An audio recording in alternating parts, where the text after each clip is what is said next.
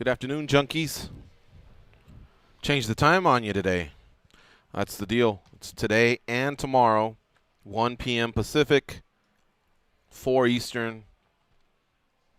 We had to make an adjustment because there is a out-of-town, I call them the Susie Q and Howdy Doody shows, those morning shows that every city seems to have. And they needed to use the studio, so we're just basically chilling. And relax. We let people use the studio. How could we not? MGM has opened the door for us, so when they ask us to do favors for them, we open it for them. Today, we're going to have Andrew Simon, CEO of Access TV Fights, co-hosting the show with us. We'll be talking about Lion Fight 34, which takes place tomorrow. We'll cover the latest news in the sport of mixed martial arts, and then we'll pick that executive brain of his, because there's so much stuff that happens in the sport that doesn't involve X's and O's that it's always nice to get that executive angle, and he's usually really good about answering that. Access TV Fights has been a huge promoter of mixed martial arts through their weekly show Inside MMA that ended its 10-year run recently, and also bringing us fight cards like in whole or in part, like Affliction, Strikeforce, RFA, the original home of WEC, Legacy. The list goes on and on. Overseas, many fights, staying up late to watch the fights from Japan. These guys did it, so we have a lot of love for Access TV. Tomorrow night, their big deal is Lion Fight, so he'll be here and he'll be chilling with us. I'll be checking the comment section and answering questions and giving shout-outs, all that good stuff, trying to latch on to how social media works nowadays. Pencil me in for May, signing my letter, according to Ricky Box. All right, come on down, Ricky Box. Yesterday was a fun day. We took a lot of calls regarding the letter of intent. So anybody that wants to attend this year's Junkie Gathering, they called yesterday and gave their verbal letter of intent that they'll be here to hang out with us for a few days in May. It's Memorial Day weekend. It's going to be a good time. And I really recommend, if you're a hardcore MMA and you just want to hang out with other MMA hardcores or come to Vegas and gamble and go to the pools and the clubs and stuff like that, it's just a good time, man. It's just a good time in Vegas without the Junkie Gathering. But it's Junkie Gathering time. We've been doing it for years. Shout out to Vitaly. He said something to me in Russian. What's that? I can hit this C translation. Oh, yeah, he says hello from Russia. We're part of Russia, Vitaly. Leonardo Pesente. Hello, my brother. That sounds Italian. Leonardo. So maybe we have somebody hollering at us from Italy. We may have a surprise guest or two. I'm going to be completely honest. They asked us to take the later time slot about a month or two ago. And usually the way my filing system works, I don't keep texts. I don't keep emails. When I accomplish the task, it's gone. So that email should have sat there. I set things in motion where I asked SiriusXM, I asked Danny, the producer, I go, hey, can we go from 1 to 3 p.m. Pacific instead of 10 a.m. to 12 p.m. Pacific on these 2 days, meaning today and tomorrow? He said, yeah, man. Took a couple days, but you got me an answer quick. I should have reacted to that and immediately told Dan Stupp, a.k.a. Stand Up, and the editorial, and I spaced it. That email just got deleted. I don't know how. Yesterday, Goes and I are having a late dinner, and all of a sudden our producer reminds us, don't forget, we're starting late tomorrow. We're like, what the? I had to call Andrew Simon. Yeah, I'm explaining how I goofed up the start time, so I had to call Andrew. He was good with later start time. We did lose a guest, so I'm trying to get a couple here on the fly. But today and tomorrow, 1 to 3 p.m. Pacific, so 4 to 6 p.m. Eastern time. I've always wanted to try a later slot like this just to see how it goes, because I'm not really the biggest morning person, but whatever. We'll see how it goes. All right, Canada's in the house. Alberta, Canada. Stanley Roth. Carmen Wetzel. She's always saying stuff about Peru, so I don't know if she's from Peru, loves Peru, lives in Peru. Who knows? But she's saying hello. I'm saying hello back to you.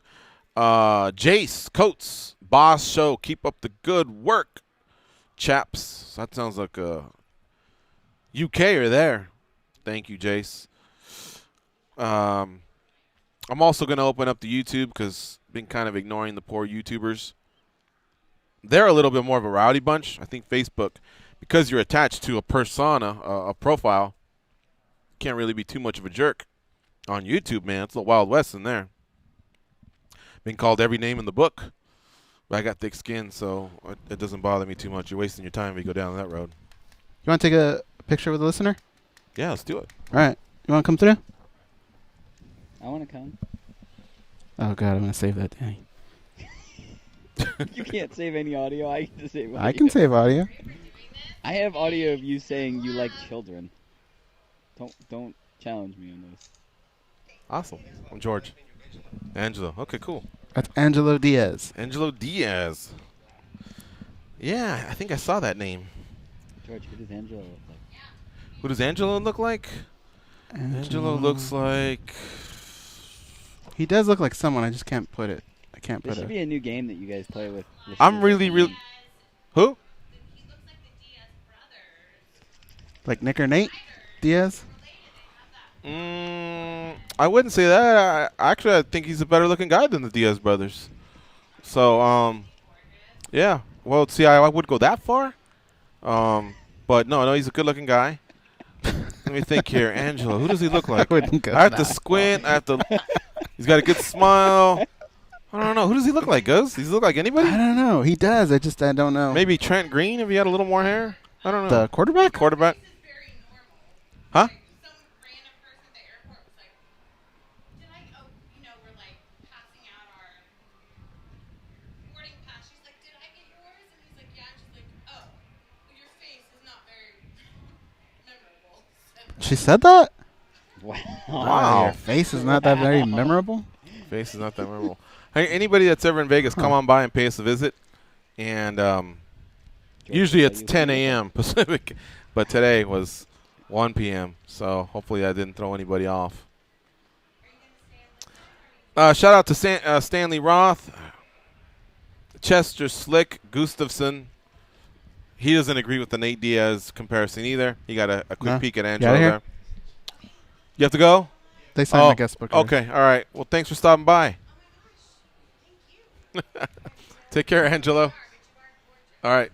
We'll see you. Thank you. Where are they from?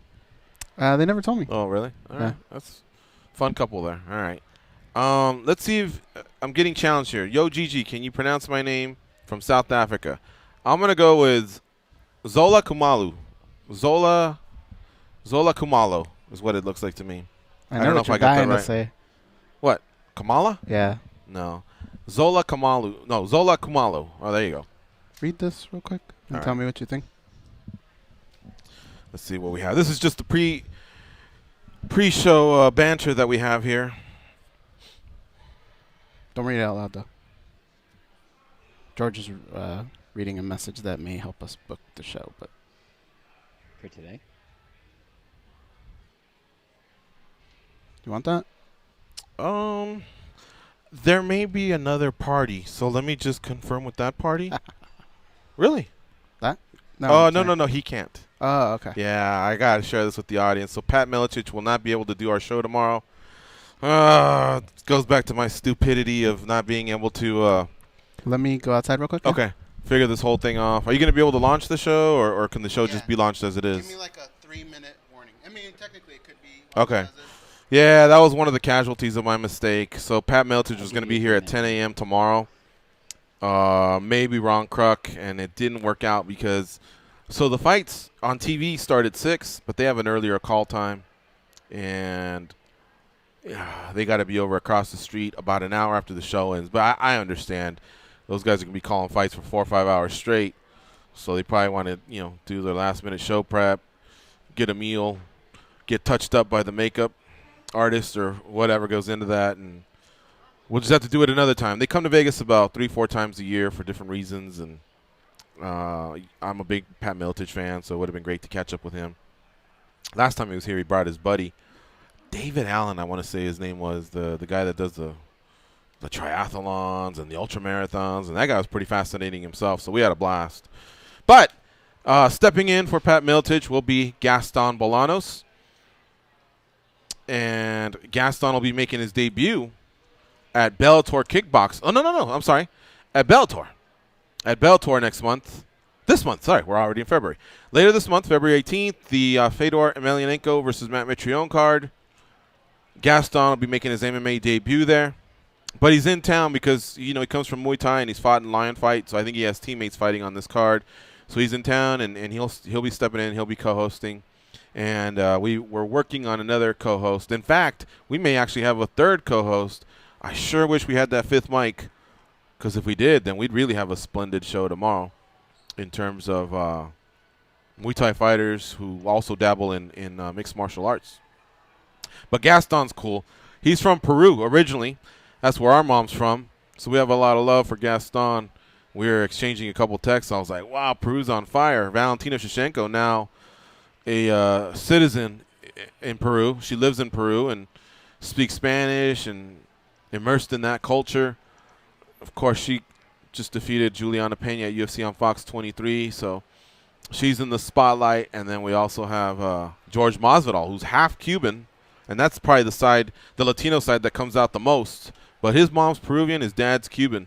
So he's half Peruvian. He just defeated, on that same card, Donald Cerrone, UFC on Fox 23. So huge presence there, huge Peruvian presence there. A lot of you don't know this, but Kenny Florian, both of his parents are from Peru. So, nice to see that country 3 minutes. toss over some of their talent, some of their athletic talents, mostly known for women's volleyball and men's soccer. And there's a few surfers that I think get down, but for the most part, it's women's volleyball and men's soccer. And now we're seeing some success there in the combat sports. I don't know if you remember, but when BJ Penn was the coach of one of the Ultimate Fighter seasons, he had one of his coaches named Tony D'Souza. He's from Peru as well. Now I think that guy just hangs back in Cusco and teaches Brazilian Jiu-Jitsu. People wonder that. That's why I mentioned it. People actually wonder, whatever happened to Tony D'Souza? Kind of looked like the original caveman from the Geico commercial. Tony had that big, thick beard. Anyhow, all right, so we're 2 minutes away. Let me give Goes a signal that we're getting ready to start. You ready to go, Andrew? All right, Andrew's sending his last-minute text. Probably talking to Mark Cuban or someone or someone big in the business. He only talks to big dogs, big wigs. Yeah, what's up, Danny? Hey, when Ghost gets back in, you want to see if he can check Andrew's mic? Yeah, Andrew, you want to sit down and do a quick mic check, please? Okay, he's coming, Danny. Cool. By the way, the phone lines are officially open. I made sure we got it a few minutes early so people could call in. Mm-hmm. Now. Hey, you want to hear something funny? I just whistled at Goes the way I whistle at my dog Max, and he actually turned around. So, I might start using that at home to get his attention.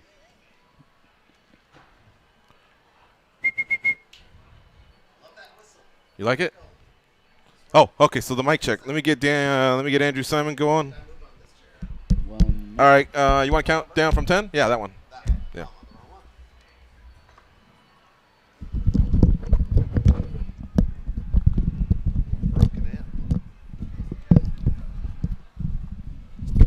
Huh? We're good to go? Okay. You want to count down from 10? 10, 9, 8, 7, 6, 5, 4, 3, 2, 1. Danny? Can you raise him just a little bit? Yeah. Okay. 3, 2, 1. 3, 2, 1. A little better? A little better. All You right. guys are up in 30. Put it closer. Yeah, maybe we should put the mic a little bit closer. There you go. 5, 4, 3, 2, 1. That's perfect. Yeah. That's Cool. Great. Cool. Cool. We are up in 20.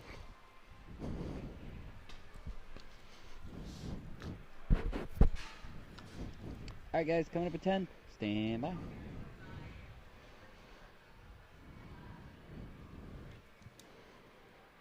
Did tickets sell out?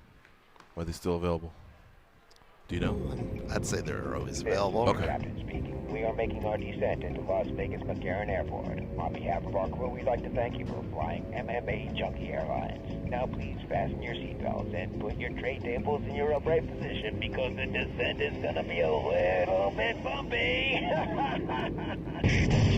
Alright, Junkie Nation, it's time to roll, baby, on MMAjunkie Radio with Gorgeous George and Gold.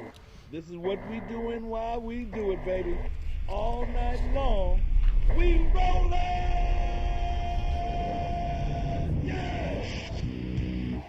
The MMA Junkie Radio revolution is upon us.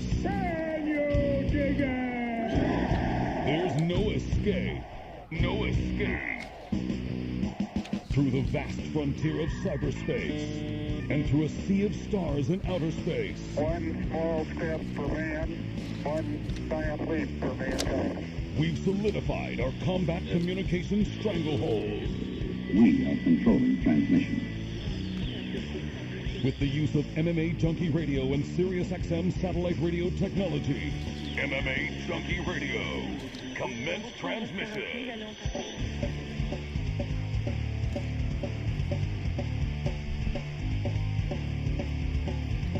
Live from MMA Junkie Radio HQ in the fight capital of the world, Las Vegas, Nevada. Here are your hosts, Gorgeous George and Go. From the fight capital of the world, inside the beautiful Mandalay Bay Racing Sportsbook, you are listening to the MMA Junkie Radio Show. I'm your host, Gorgeous George. With me, as always, is the devious and dastardly Goes, our ace co-host. He's not here right now. He'll be here in just a second. Back east, he's going to handle all the producing duties. It's Danny, and sitting to my right, our special co-host for the day, Access TV's CEO, Access TV Fights, CEO, Andrew Simon. What's up, Andrew? How you doing? That was ambitious. You gave me a new job today. I was already. promoting you. Hey, I'll take it. But big week. We got Lion Fight Muay Thai tomorrow night. So. Yeah, I was looking at the main event. A long time ago I heard one of the things Joe Silva likes, the former matchmaker. I can't believe I'm saying that. The former matchmaker over at the UFC. They call him VP of Talent Development or something. That's what he finished currently up at. Mick Maynard. Currently Mick Maynard and Sean Shelby. But one thing he loved is great records. It was just, it pops, it was flashy, it got people excited. And so I understand. And I think that goes back to that's what you like to see in boxing, you know. You want to see 29-0 against 28-1, or if they're both undefeated, great. Someone's almost go. And so in the combat sports that have a lot of violence, like MMA or Muay Thai, that's tough to do. Same thing with kickboxing. What we have tomorrow is Lion Fight 34 across the street at the Trop, and tickets still available. You have a main event that features a 20-3 fighter in DC Pratt challenging Regian Ursel for his super middleweight title, and Regian Ursel is 44-4. 44-4. So those are some really good combat sports records. 20-3, 44-4. These guys have not had many mishaps in their career. No, and in Muay Thai they have so many fights, and some of the guys on the card have 80 fights, I believe, later on. And you take a look, the experience level in Muay Thai and what Lion Fight puts together is unrivaled. I mean, this is the best Muay Thai organization in the world, bringing world champions, stadium champions, and they're doing it right, and you'll see it tomorrow night at the Trop. Yeah, definitely. Now, the super middleweight class, if you're wondering, is 160 pounds, which is similar to the middleweight weight class in boxing, and it's right in between MMA, what we would consider lightweight and welterweight. So for anybody that's wondering, it's 160 pounds that this will be contested in, and Ursel, again, will be putting up his strap against DC Pratt in that main event. Now,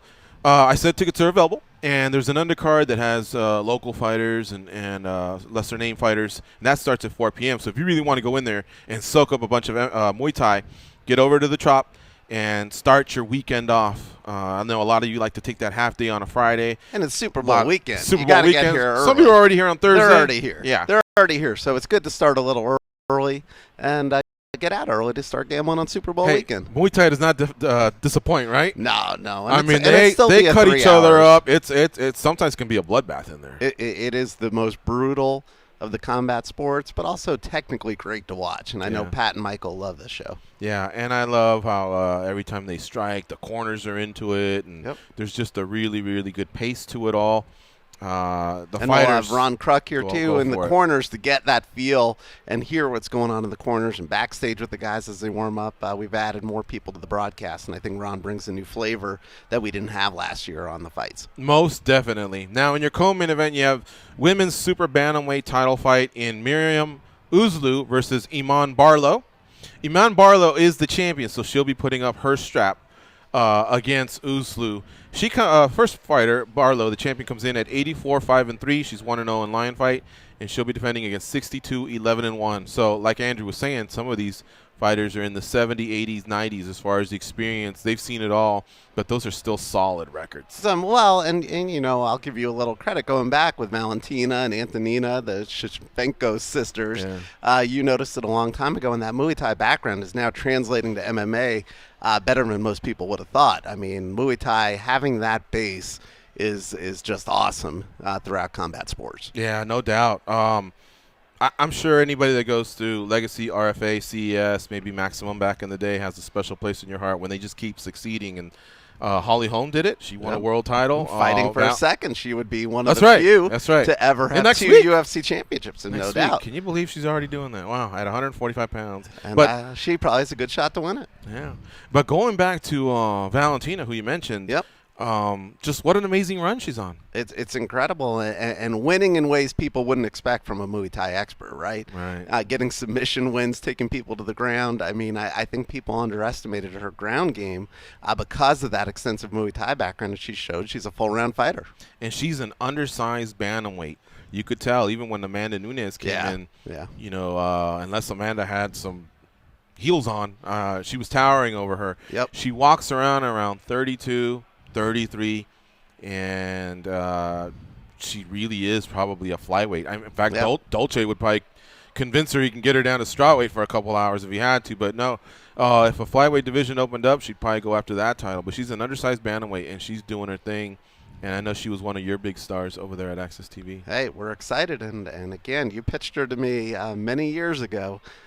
So you have an eye for this. Who would think after doing this all this time, you actually know what you're talking about, George? No, so, I get lucky once in a while. You told her we should sign her. You sent me videos of her dancing way back when and doing her thing, and told me we should get her for HD Net at the time, I believe, and we did get her, and now we have her sister fighting, as well with Lion Fight, which is great. There's a broken clock over there, and it's right twice a day. So I'm right from time to time. There you go. Talking about combat sports, women's MMA, or we can obviously talk about Muay Thai since that's the topic here. What is it about? What is striking a chord with viewers across the world that, I mean, it's not a coincidence that women's MMA headlined the card in Sacramento with Van Zandt and Watterson. We talked about the world title fight, the debut of the featherweight division for the UFC at UFC 208 next Saturday in Brooklyn.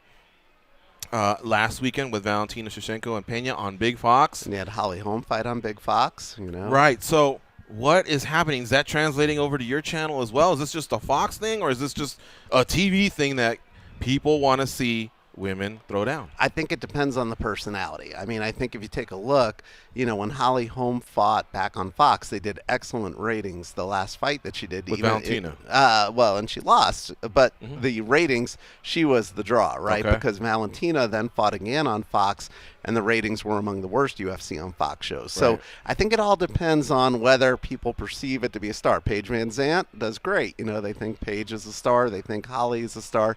Valentina's still building a name. I don't think she carries it on her own yet, and I think she needs that matchup to bring in the ratings for a big Fox. And I think that women as a whole have proven to put on some incredible fights. But like anybody else, Demetrius is an unbelievable fighter, maybe the best pound-for-pound fighter, but he doesn't bring in the ratings yet. So Right.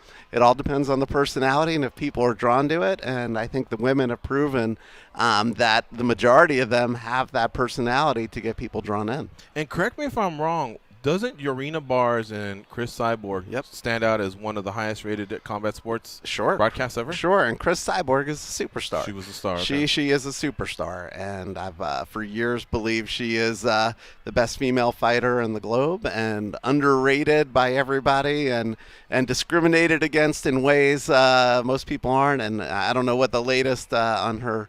Discriminated failed test. how? Are you talking about just because of... I thought the first test from years, people always Okay. assumed, and we have a much different policy when guys have failed tests that we've had no issues in welcoming them back, whereas, Ronda was relentless on her attacks on Chris at the time, and to be honest, I don't know the latest on Chris's last, Right. Where that's at and what it was, and was she healing, and again, I don't want to comment because I don't know it. Right. And but I do think she is a supreme athlete in combat sports, and would be a ratings draw for Fox.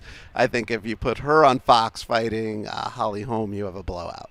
So I guess I wanted to ask. It is so women's MMA is popping. Yes, but it it is. also depends on which female is leading the dance and who's the main Correct. star. I Valentina think so. has yet to get there, and she's had 2 opportunities. She beat Holm, and usually when you beat someone in the pro wrestling business, they say they put you over. They put you over. Right, and but then that didn't transfer versus Pena, and Pena's pretty popular. So now we'll see if maybe it takes her 2 fights, maybe in her next fight versus Amanda Nunes, which will probably be a pay-per-view. We'll have to And get do you and think see. that pay-per-view will sell? That's the question. Is Nunes a star to sell Good against? question. I don't know. You know, and I don't she's know. had opportunities to get put over by Ronda and Misha back to back. Correct.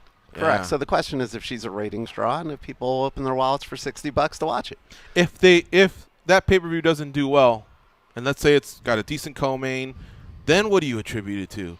Is it foreigners don't do well? I mean, You know, like anything. or whether- it boils into smack talk? No, Holly doesn't talk too much smack. Holly doesn't talk smack, but she What would be is the the woman equation? who beat Ronda, and Right. that'll stick with her. And she took Ronda off the throne and But so did became Amanda. became a superstar. Yeah. You know, but Amanda at that point, the star was, Buster Douglas, will always be remembered. Not anybody else who put a whipping on Tyson. It was Buster Douglas, Right. Did that and was the first to knock somebody off the throne. And I think Holly got that rub or was put over in a way that nobody else will ever be again.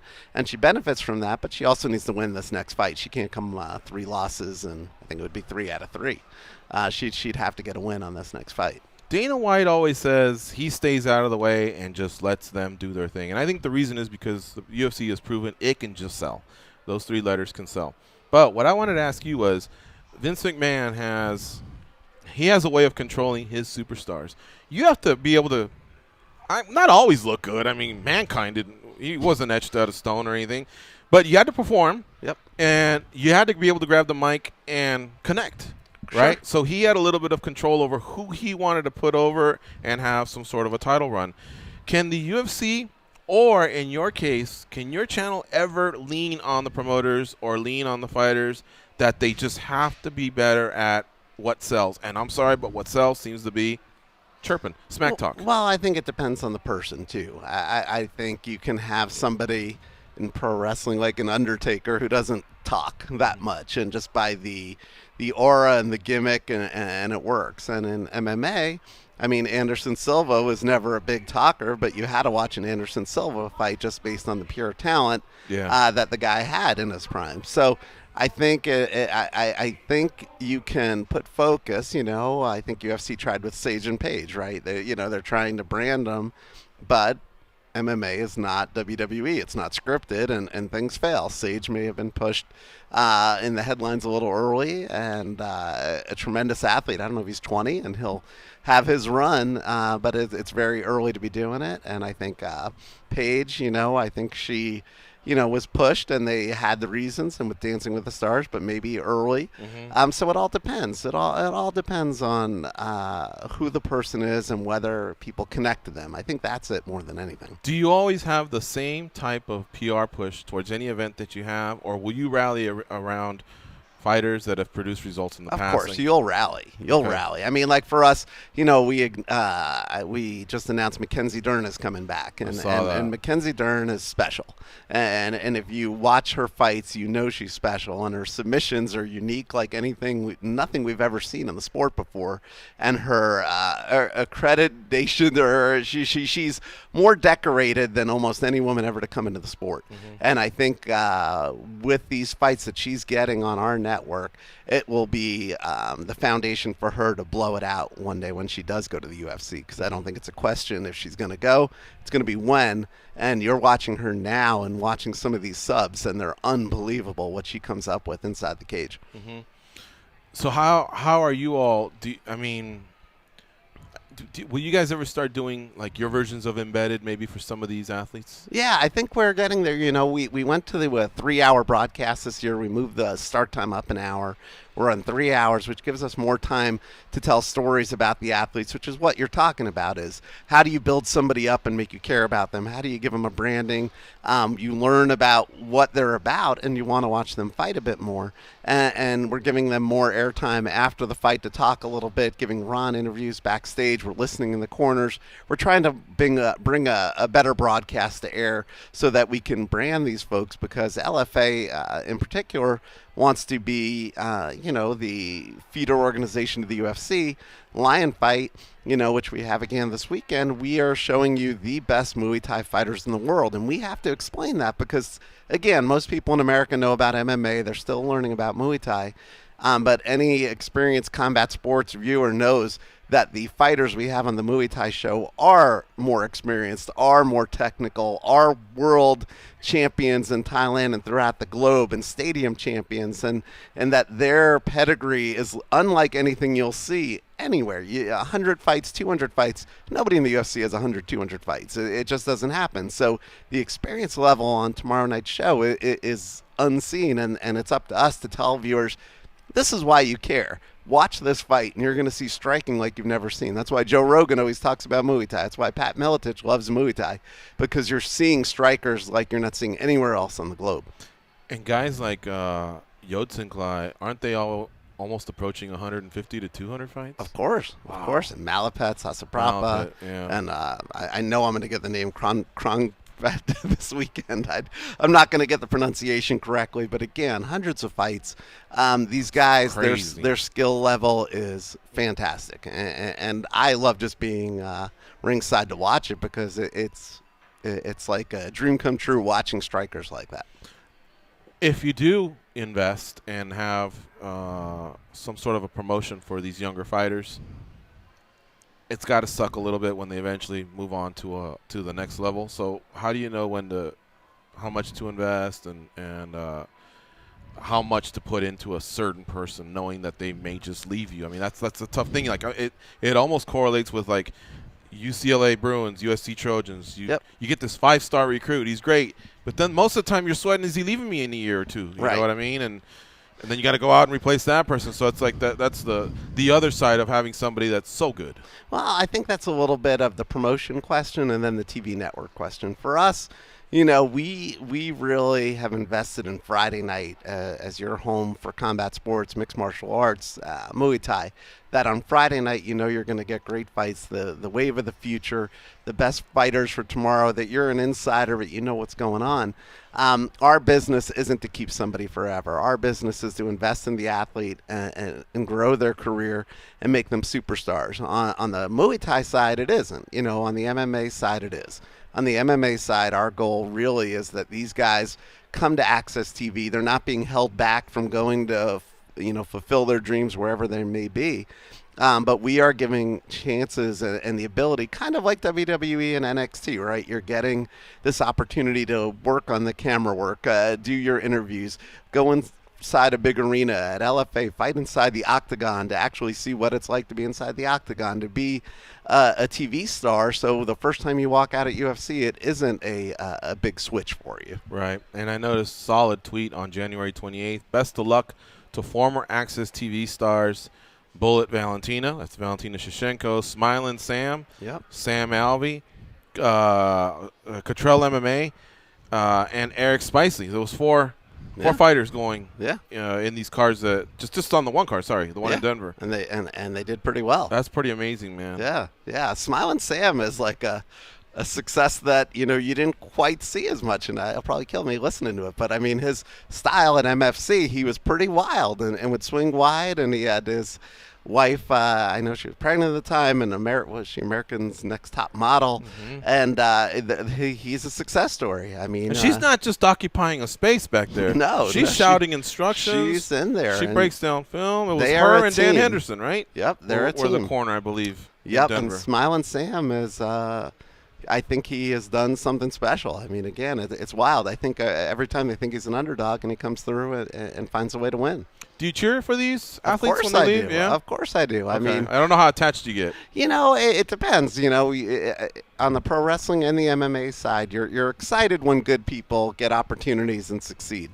So I think it all depends on the person, right? If they came into our interviews and were not nice or were disrespectful or didn't want to give us the time of day, then you don't want them to do particularly well. But you don't see that all that often. How often does that hapen? Maybe you're going to talk to about 16 fighters today? Yeah. Today, will there be we'll one probably have asshole in 7 the group, fights, 14. or is there one pretty? You might find one. What is it about it? Like they just think they've already arrived, or they just were brought up in a you barn, know, or if you no ask manners? questions of, you know, hey, what's your strategy for tomorrow? I'm not going to tell you guys. And Well, we're not going to give it to your opponent. We're trying so we can call the fight. Well, no, you know, that type of attitude. That you know, you get that once in a while, and you're like, don't you want the announcers to put you over in the broadcast? Don't they want to know about your background? Don't they? No shit. Yeah, so you get that every once in a while, or you get somebody. Who's in the room? Chavello, Militich, are you in the room? I'm in the room when I'm at the shows, and our producer's in the room, and that's about it. Maybe 3-4 people, and sometimes you get that, or sometimes, you know, if somebody disrespects us and misses weight, and acts in a way arrogant and not apologetic, you know, that also rubs me a little bit. If, you know, you're hired to fight at a weight, and I still don't get it at all, that if you miss weight, you give up 20% of your purse, right? And the other opponent gets that 20%. Okay. You know, again, I think it's disrespectful and terrible when you miss weight. If you use steroids, you know, you got your purse. You don't pay anything to your opponent for steroid use. It's only if you miss weight by a couple pounds. So I still don't understand that discrepancy, that it is, you know, the opponent, in which was Mark Hunt's, you know, complaint, you know, that somebody can miss weight by a couple pounds and I get 20% of their pay, but if they use steroids against me, I get nothing. So I think that's something that needs to be looked at in the future. You know, like, why would the commission get the money? Why would the commission get a fine on a Brock Lesnar or anybody else? Sometimes I hear that 20 goes to the opponent. Sometimes I hear it's 10 and 10. Is that just very? I think it all is based on agreement on what it is. Because it seems like some commissions Could back be away 30%. from that. Yeah. But again, I have no idea that I understand why. You know, you got weight classes in the heavyweight division that go from 205 to 265. You know, which also makes no sense. That's for another day. But, you know, if somebody misses weight at 145 and comes in at 148, I got to give you 20-30%. But if I use steroids, you would get nothing in fighting me. Why is 2-3 pounds worse than steroids? And why should you be compensated for that? So you either get compensated for both or neither. I don't know. Just shout out to Joe Antunovic watching on the Facebook stream. Evan Hallman says, way to go, Andrew Simon. Dean Desper, good afternoon, gentlemen, shouting all the way from Georgia. Ray Gomez loves them knees and elbows that we see at the Muay Thai shows. It's going to be awesome. Lion tomorrow. Fight 34 taking place tomorrow. Today's the weigh-ins. I want to still go back to that interview.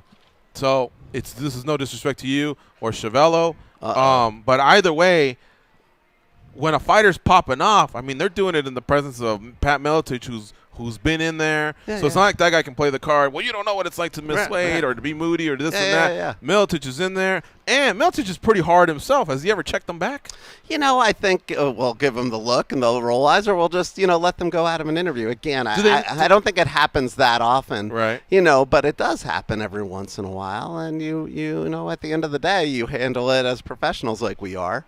But, you know, I think what happens in any show, and that's part of learning the process, if you do Showtime, HBO, you do us, you do, you know, UFC, the announcers want to know your story. We want to hear what you're about. What's special in training? Did you work on a new switch kick? And that we might see this switch kick during the fight because we learned that, you know, for the last 8 weeks you worked on a switch kick. And that prepares Michael and Pat to say, hey, they were working on a switch kick for 8 weeks. You know, let's look out for that in this fight tonight. You know, or something that we can add to the broadcast. Or, hey, he couldn't do cardio. He sprained his ankle early in training camp, so, you know, he knows he's going to go for a knockout in the first, you know, round and watch for an early KO in this fight. You know, something to help our announcers be able to tell a story is always helpful. You know, going back to pro wrestling, the announcer is – so within the fight itself, the promotion can give you a push. Another wrestler can take the fall and let you pin them and put you over that way.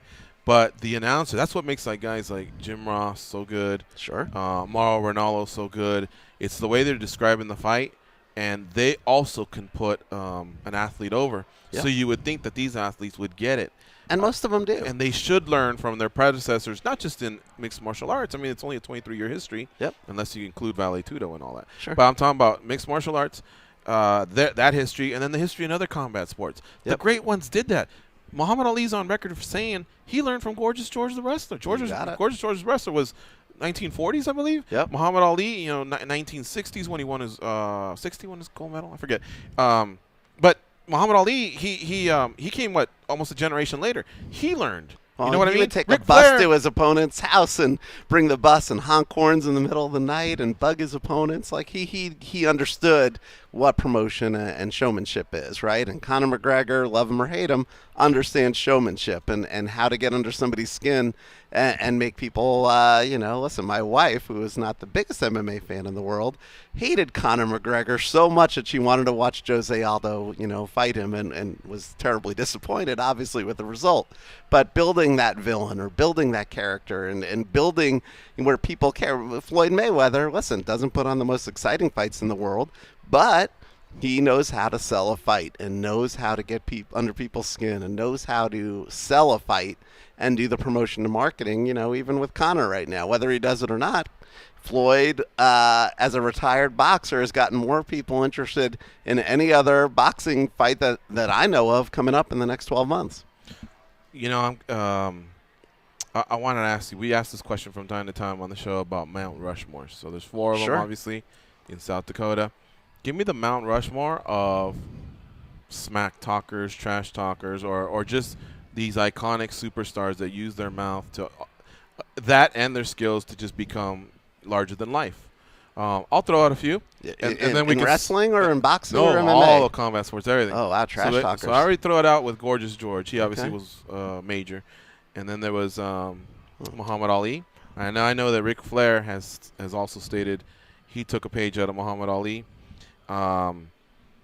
Floyd has taken a page, not necessarily out of the quotes that Ric Flair used, but the persona of like money, money, money, the suits and everything. And then I believe Chael also has to be included in there, and then Conor McGregor. So of all those that I've tossed out, what's that, like 6 of them? Right. And if I'm leaving someone out, please add them. I'm sure we'll get some. Who do you think would be on the that? combat sports of just those iconic superstars that just move that needle? Well, if you go to pro wrestling, Jesse the Body Ventura was always really annoying, and also as a heel commentator. But I'm talking about at the gate. Financially, they sold. That's an interesting thought. In MMA, you obviously talked about Chael. You got Conor. I'm trying to think if there's any other I mean, John Jones could be in a way, but he also does it based on not taking pictures down within 45 seconds of posting them? Well, but he also is doing it by his behavior versus on purpose selling. I think his behavior makes him a bad guy that you kind of want to see lose. Right. There has to be some bad to you, right? You can't just be a sweetheart. It looks I think Stone Cold Steve Austin in the pro wrestling world, right? Left him out. Stone Cold sold more than anybody and rebuilt WWE when in an Attitude Era. But Stone Cold was a big seller. But if you're talking on the pay-per-view side, you just take a look at the Hector Macho Camachos you talk about. The Diaz brothers. Joe Antonovich is saying the Diaz brothers. George Gonzalez is saying Brock Lesnar. There you go. Yeah. Yeah, I mean, there are guys. Brock doesn't care what anybody thinks of him, at the end of the day. And he doesn't even talk for himself in WWE. Sports. Yeah, but in WWE, they don't even put him on the microphone. They have Paul Heyman do the work for him, which would be an interesting thing in MMA, right? Imagine if somebody like Paul Heyman was talking for, Fedor or someone? Yeah, Paul Heyman doing the translation for Fedor, So, again, I think having, we were working on King of the Cage at one point with Mark Burnett, and, I sat with Mark Burnett, and Mark Burnett would lay it out as simple as, good versus evil, Andrew. Who's the good guy and who's the bad guy, and how do we sell a fight? The man of God versus the man of war. Survivor, right? He is the creator of Survivor, The Voice, Shark Tank, and numerous other shows, and his whole, and same thing on Survivor, right? It all worked because Richard Hatch was a bad guy scheming the game early on in Survivor, and today, you either root for good or bad, What'd you root for as a kid? Heels or baby faces? You know what? I was into Marvin Hagler, with the Sugar Ray fights, although I love Sugar Ray Leonard as a person. Met and Sugar Ray is awesome, but I always liked Marvin Hagler because he was so silent and got the job done. And when he lost to Sugar Ray, he never wanted to fight again because he knew he won that fight. I thought he won the fight. I thought he lost the fight. See, I know, and that's why judging Yeah. isn't easy, right? I love Marvin, and it was funny at the Boxing Hall of Fame a couple years ago. Saw him here in Nevada, and he spoke a little bit, and seems happy now. But he, like Ronda, He moved to Italy. Yeah, he couldn't banished take a loss. himself. Right. I don't think he, I don't think Ronda took losses particularly well either, and I think. Marvin had a hard time taking that loss thinking he won, which was a different scenario than actually losing versus thinking you won the fight. Get this, about a year ago, I actually sat down and watched the fight, and then about a week later, I watched it again. It was that entertaining. It's unbelievable. And it was and I think the reason I did it was because I wanted to back up what I was stating, and that's that as great as Floyd is, as undefeated as he is, a lot of people want to say he's the greatest ever, but I disagree because he wasn't fighting the best when they were at their best. Sure. I still tip my hat to the fact that he went 49-0. That was amazing. And he's going to want to get 50, right? And is Conor going to be 50? Well, I think it'll have to be an exhibition, man. There's no one that's going to sanction that. Someone with no experience versus the greatest ever or the greatest ever. Yeah. But anyway, going back to I felt like Sugar Ray was similar. He could be defensive. He was fast. He had great boxing skills. But he could throw power punches, and he went for it. So I wanted to make sure I knew what I was talking about. And I checked. You all right? Oh, I checked with I went back and looked at that fight, and he initiated a lot of contact with Hagler, man. He really did. So I scored it, and then I enjoyed it so much I told Goes about it. I watched it again, and it's a great fight. Look up Leonard and Hagler. It's not hard to find. Nothing's not hard to find nowadays. Sure. But it's really a unbelievable fight. All right, we're going to take this break. Goes is back. He'll join in on the discussion, and we have Andrew Simon here in studio. You're listening to MMA Junkie Radio on Sirius XM Rush 93. When we get back, we'll talk a little bit more Lion Fight 34, and we'll circle back and talk about the latest MMA news that is out there. See you in a few.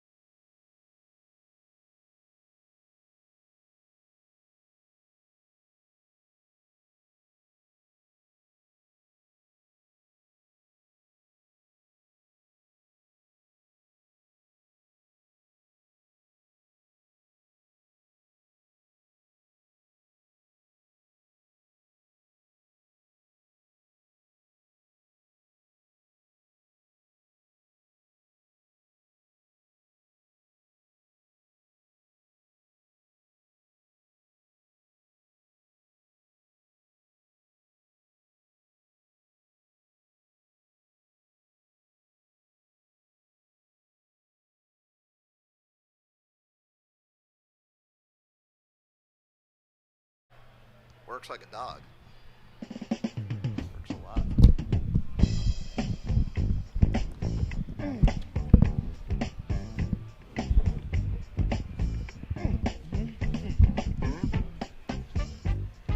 They taught Andy Griffith how to whistle. Here are Gorgeous George and Goes.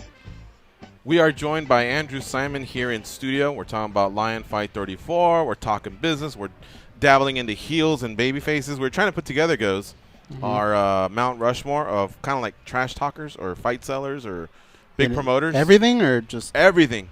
So I think my final four is this. I'm going to go with, I got to side with Gorgeous George. Why But not? he really had his own era. Muhammad Ali, how do you leave out the greatest? Yeah. And then I think the biggest seller ever is Floyd with the $4 million here last year against against Pacquiao. Mm-hmm. That leaves one spot. Now I could homer and just go Conor McGregor because he is on a trajectory. But I also want to give credit to the Chael Sonnens of the world, the Brock Lesnar's of the world because he did it in two sports. He's a pay-per-view draw in two sports. But as Andrew correctly pointed out, he doesn't really do anything other than flex. Paul Heyman's kind of like the side piece. So I don't know if they come in as a package deal or what. And then how about Ric Flair too? I had him on my list. So is Conor there yet? I don't know. So I may have to go with Gorgeous George, Muhammad Ali, Floyd Mayweather. And if I'm bumping Flair, it's probably for Conor. I think Conor surpassed Chael. But Chael really did do something out of – because Conor's backing it up with belts. Mm-hmm. Floyd's backing it up with belts. And Muhammad Ali, everyone's backing it up with belts but Chael Sonnen. But you would almost believe that Chael Sonnen was one of the greatest ever just because of how invested you were in the way he sold fights. But anyway, my finals would just still be Ric Flair with Conor viciously pursuing that fourth spot. And I guess he'd have to bump maybe Ric Flair at this point. But I go with Gorgeous George, Muhammad Ali, Ric Flair, and Floyd Mayweather is the greatest sellers. I still think you're missing some of the TV rating stars and pay-per-view stars. The retiring Tito Ortiz, obviously, that got brought up too. Was there, and then I don't think he ever drew over $1 million though for a pay-per-view. He had some of the highest TV ratings out there of all time, along with Kimbo Slice. And I don't know if Kimbo was a so he's heel a YouTube or not. sensation, and he's a rating sensation. I think he had the highest ever on CBS. Right? Yep. He was a big star and could say a heel at times, a heel at times with Kimbo. So there are a couple. What more. would be your walkout music if you were a fighter in anything, in a pro wrestler? Or I know not to do Eminem. It seems you lose, right? Isn't that the curse not to come out to Eminem? So I think I would try to get endorsed if it were me. I would try to find some band that was up and coming and see if I can get an endorsement. Come on, give us something come that we can relate on. to. You got to give me a minute. You got to give me a minute on that. Did you have a nickname growing up, or did your friends call you something? Or so I'm building off the Gorgeous George thing, and my song would be either probably "Do You Think I'm Sexy" by Rod Stewart. Really? Yeah, it's got to be something that part of when it part plays, of the gimmick. Give me a little more on the show to think about that. That one I don't know. I think the arena has to hear something and they go, yeah. Even if you don't like Rod Stewart, it has that beat. You know what I mean? Play it. Danny, if you have it, can you play it? Because I've noticed that, like Juliana Pena, she headlined the other day against Valentina Shevchenko. Mm-hmm. We went on the trip with Shevchenko, and then because she's a naturalized citizen now of Peru, we sided with Shevchenko. That's who I was rooting for. She was in my parlay and everything. But I will give Pena this. That was a badass song, man. She came out to "Let's Go Crazy" by Prince. Right. And it was just a song that hasn't been played in 30 years like that, on that type of stage. Oh, no, I take it back. He played it on the Super Bowl. But I just remember I connected with it, and I was like, you go, girl. I gave her that, Right. So I think the song's important. Do you have a walkout song? Have you ever decided on one? Well, he put a good idea in my head, and that's trying to make money. So I would walk out to the eHarmony song, that little piano tune. That'd be me. Yeah. Or the Seinfeld theme. That's your walkout song? Uh-huh. And then I just grab two couples. I go, you're a match. And I just keep walking out. Wait, you're an MMA fighter, and you're walking out to that? Or you're a pro wrestler? No, I'm a pro wrestler. Okay, and so your gimmick is what? His gimmick is getting paid. Yeah. He's trying to get paid. Getting paid. And so we want to get paid. So I'm like Cupid. I'm putting couples together as I'm walking to the ring. Money goes. Okay. Money goes. Money goes. There you go. There you go. You guys are corny. All right. Have you had time, or you want? I need to think You that need one time? up a little bit. And by the way, Danny, thanks for finding "Do You Think I'm Sexy" by Rod Stewart. I was looking through all the Rod. He didn't want to Stewart pay songs. I don't even royalties. know- No Yeah. royalties. No, I can't find it. Couldn't you Come just on, that's a great song. That's a classic. Why don't you sing it for everybody? just put in your iPod and go to favorites? Can't that one work? I didn't have the connection. Point. Goes and Danny have a bromance, right? Here's what Right, happened. He was right. looking for mine, but as soon as you said Goes or the name Goes Found came up, eHarmony. he There just you put go. everything on hold, and then boom, he just started punching in eHarmony as quick as he could. Hey, That's who do you like awesome. this weekend? Dennis Bermudez or the Korean Zombie? Well, Korean Zombie, he's coming back, I think, from 3-year layoff and being in the military. I would probably not think that's very good to come back against an opponent like Bermudez right away. So I'd probably have to go with Bermudez. You know, on UFC I don't know what the tonight, numbers they are were on picking it. Korean Zombie? Korean Zombie. Bermudez is about a -185 favorite. Yeah, Bermudez, I would think he'd have Korean to be a Zombie little comes bit back of a at favorite. +150. 3 years is a long I layoff. know. I thought even without the layoff, I'm taking Bermudez. But both Kenny Florian and Daniel Cormier like the I don't like it. TKZ.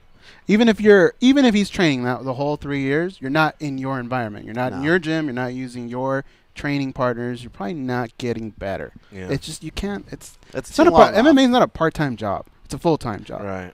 It's an interesting card to put on Super Bowl weekend, too. It's not a great card. Yeah, I mean, I looked it over again because I thought, okay, what am I getting excited about again? And I like Felice versus Grasso. I think that's got the veteran feel. Felice was actually in that role about 10 years ago, where she was a young lady trying to make her mark. Yeah, this is a build-up fight against Felice, I think. Right, so you Felice know. has a chance to check Grasso and say, I know you can box, but can you grapple? Because Felice Yeah. has a good grappling game.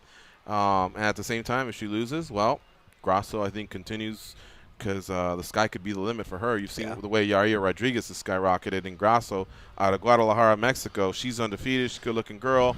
She throws down. She speaks English. I'm telling you, she has a high ceiling as well. Who do you like in that fight? I actually went with Felice. Oh, I wow. So did I. Yeah, I feel like this maybe that grappling one still. fight where we figure out that Alexa Grasso may not be where everybody thinks she is. Right. I think she's doing all the right things up until this moment. But look at Paige Van Zandt, right? We all said, oh, hey, this is a great fighter. Then she finally ran into her roadblock over here at the Cosmopolitan in Rose Namajunas. I think it's going to be the Rose Namajunas type of event. I'm going Felice, too. Who are you going with? I go the other way. You're going with Grasso? Yeah. Oh, yeah, no doubt. No so doubt. those are the two fights that I was looking at. I go, okay, 104. I'm kind of feeling you here before Super Bowl. It's in Houston.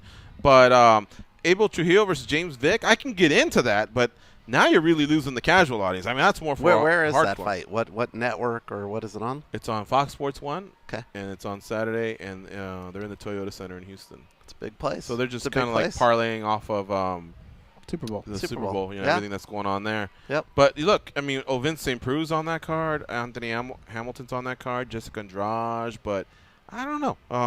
It's not a sexy card. No, Like, you and they're look going at to it have a and you hard go, time on the pay-per-views this year. I mean, I think it isn't an easy year for them to pay off their debt service. I think it's going to be tough. I think it's going to be tough without Conor fighting. $25 million quarter payments? Is that what it is? No. I think, again, we'd have to look in the numbers, but it's in the 140s, 150 million range on debt service. But they take a $25 million management fee off the top, and Dana gets his 9% of profits. So it's a tough number to pay off if Conor doesn't fight, if Ronda doesn't fight. Who's a pay-per-view star after those two, and who makes the difference? I think that's going to be interesting to watch this year. Man, if you go back 9 months, you would still be buying a UFC that has now Brock Lesnar involved in it. Yep. Ronda Rousey still around. I mean, those are hits, dude. You got to make up that money. Those are the big. That's what caused the great EBITDA number they had last year. So we'll have to see. Can somebody jump in and I don't know if John Jones is a pay-per-view. He doesn't do Conor numbers. He's not going to do Ronda numbers. So we'll see. I think AJ's on the verge of being a star if he can get past Cormier. Just because how devastating he so. is. No. I mean, I think that'll be an interesting fight.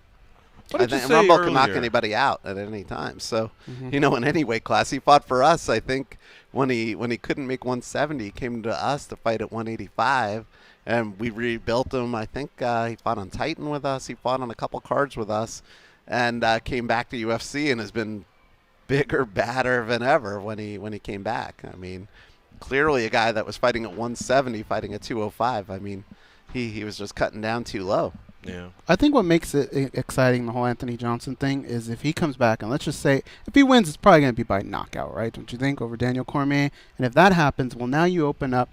Now you have an opponent that John Jones hasn't faced, right? And I think there's a lot to be said about that. I think people go, oh, my God, this might be the guy, right? Even if Daniel Cormier knocks AJ out, we still remember what happened the first time. It's kind of hard to order that pay-per-view again. You go, oh, man, but I know what's going to happen. 205 is not on a deathbed because those three names are massive. Yep. John Jones has to come back. But if they lose Bader, and we're hearing Bader's getting tendered an offer by Bellator, I mean, the loss to Phil Davis, I mean, those are some hits that they're taking. You know what I mean? Gustafsson wanted to retire, then he came back. Now he's had some injuries. Teixeira kind of has like that run, and then he gets checked by someone great, and then he just levels off. Rashad dropped to 85. I don't know that Shogun has many fights left. I think Nogueira is probably going to retire. I don't know, man, but 205 used to be a marquee division, and they're hurting. All right, we got to take this last break. You're listening to MMA Junkie Radio on SiriusXM. Rush 93. It is live. We went 1 to 3 p.m. Pacific time, so let's start taking some calls. 866-522-2846. Again, we are live. You can call in right now, and we can chat. We got Andrew Simon in the house. We'll start off with Russ from Boston when we come back after this break.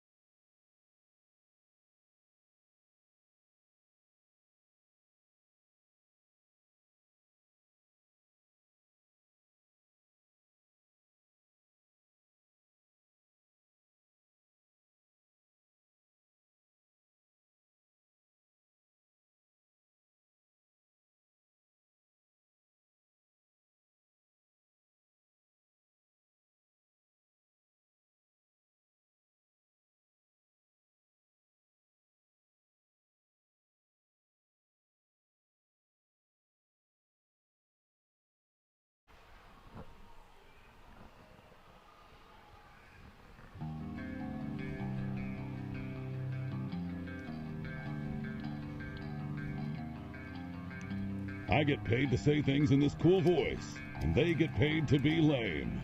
Here are Gorgeous George and Goes. Folks, tomorrow night, Lion Fight 34 takes place right across the street here at the Tropicana. You have a main event of Region Ursel versus DC Pratt. Ursel will be defending his title. It's a super middleweight title fight. That's 160 pounds. The fight card starts at 6 p.m. Pacific, 9 p.m. Eastern Time on Access TV, which is channel 340 if you have DirecTV. If you don't have DirecTV, check your satellite and cable listings. Also, And in we're the co-main actually on event, Time Warner now too in some places. Oh, shit. Yeah, we got on in New York and Los Angeles, and that takes you to like got a 70, little- 80 million dollars. We're growing on DirecTV. We're on Dish. We got into Comcast. No. And Time Time Warner's Warner. about what? 20 million homes? 25 million homes? You know, they got acquired by Spectrum, and so they're Spectrum now over there. But our distribution's growing, so you can see us almost everywhere right now, and obviously on Congrats. satellite and Verizon and AT&T and DirecTV and Dish. So I just thought I'd throw that in there because something we're proud of. And you could also see us on Sling TV, DirecTV Now, you know, all the over-the-top services. So no more of this. You can't find us. You know, all that BS the haters were talking about. You can find Access TV now. I know somebody's going to call in and go, my cable system doesn't have it and all that crap. But just thought I'd go out there and Cool. put out some fighting words. I know Time Warner was an issue for a long time with some of our Yep, listeners. Yep, we're growing. We're growing. When did that happen? Just in the last month or so. We are growing. Okay. It's happening. Russ from Boston, we're going to start with you at the top of the next hour because we're running out of time, and I do want to plug the co-main event, which is a super bantamweight title fight at Lion Fight 34. Now, for those of you asking, well, what's the super bantamweight title? In Muay Thai, it's 118 pounds, so it's very similar to the straw weights. We were just talking about Herrig and Grasso. They're straw weights. They fight at 115 in MMA. In Muay Thai, it's 118 pounds. The super middleweight title fight between Pratt and Ursul will be disputed at 160 pounds. The champion is Barlow, and Iman Barlow is 84-5-3. She's 1-0 at Lion Fight. She's 23 years of age. They call her the Pretty Killer. She'll be taking on Miriam Uslu, 62-11-1, making her Lion Fight debut. She's 29, turning 30 in about a week or so. And check this out. In the co-main and the main event, Germany, the Bahamas, England, and the Netherlands are in the house. So a very international card at the top billing there, put together by Lion Fight, the Lion Fight Promotions. It's Lion Fight 34 with tickets still available across at the Tropicana. The main card starts at 6, but get there early because the prelims start at 4 p.m. All right, so if you want to get in the discussion, it's 866-522-2846. We'll start off with Russ from Boston. I'll start looking at the YouTube and the Facebook so we can get some questions in. We have Andrew Simon, the CEO of Access TV Fights, here in studio. And I know I can't get a street fight story out of him because we've asked him in the past, but I want to get a good blackjack story. It's got to be some good ones, right, Goz? Okay. He Yeah, dealt I'm blackjack down for a few years before he started his executive career here, in the casinos. And I bet you he's got a good story or two. All right, so we'll be right back. Keep it locked in and give us a few minutes. It's MMA Junkie Radio, in your life.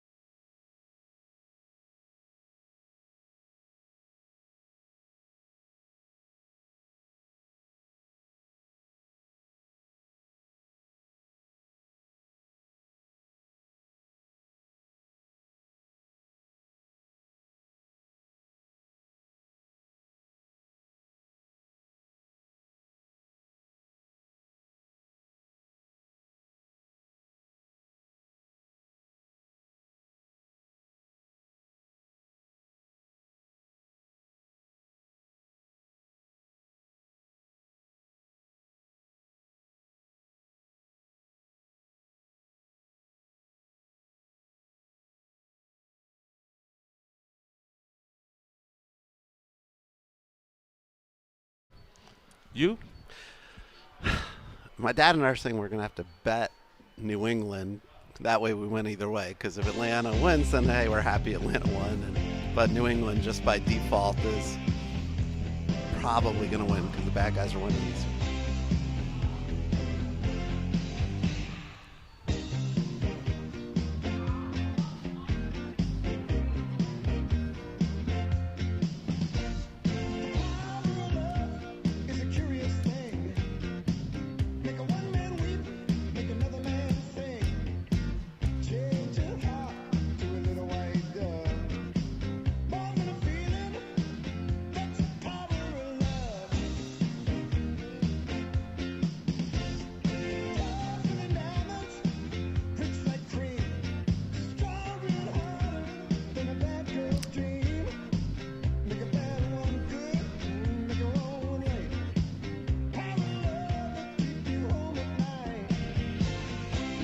All right, here we go. It's the second hour of the MMA Junkie Radio Show. We have Access TV CEO Andrew Simon here in studio with us.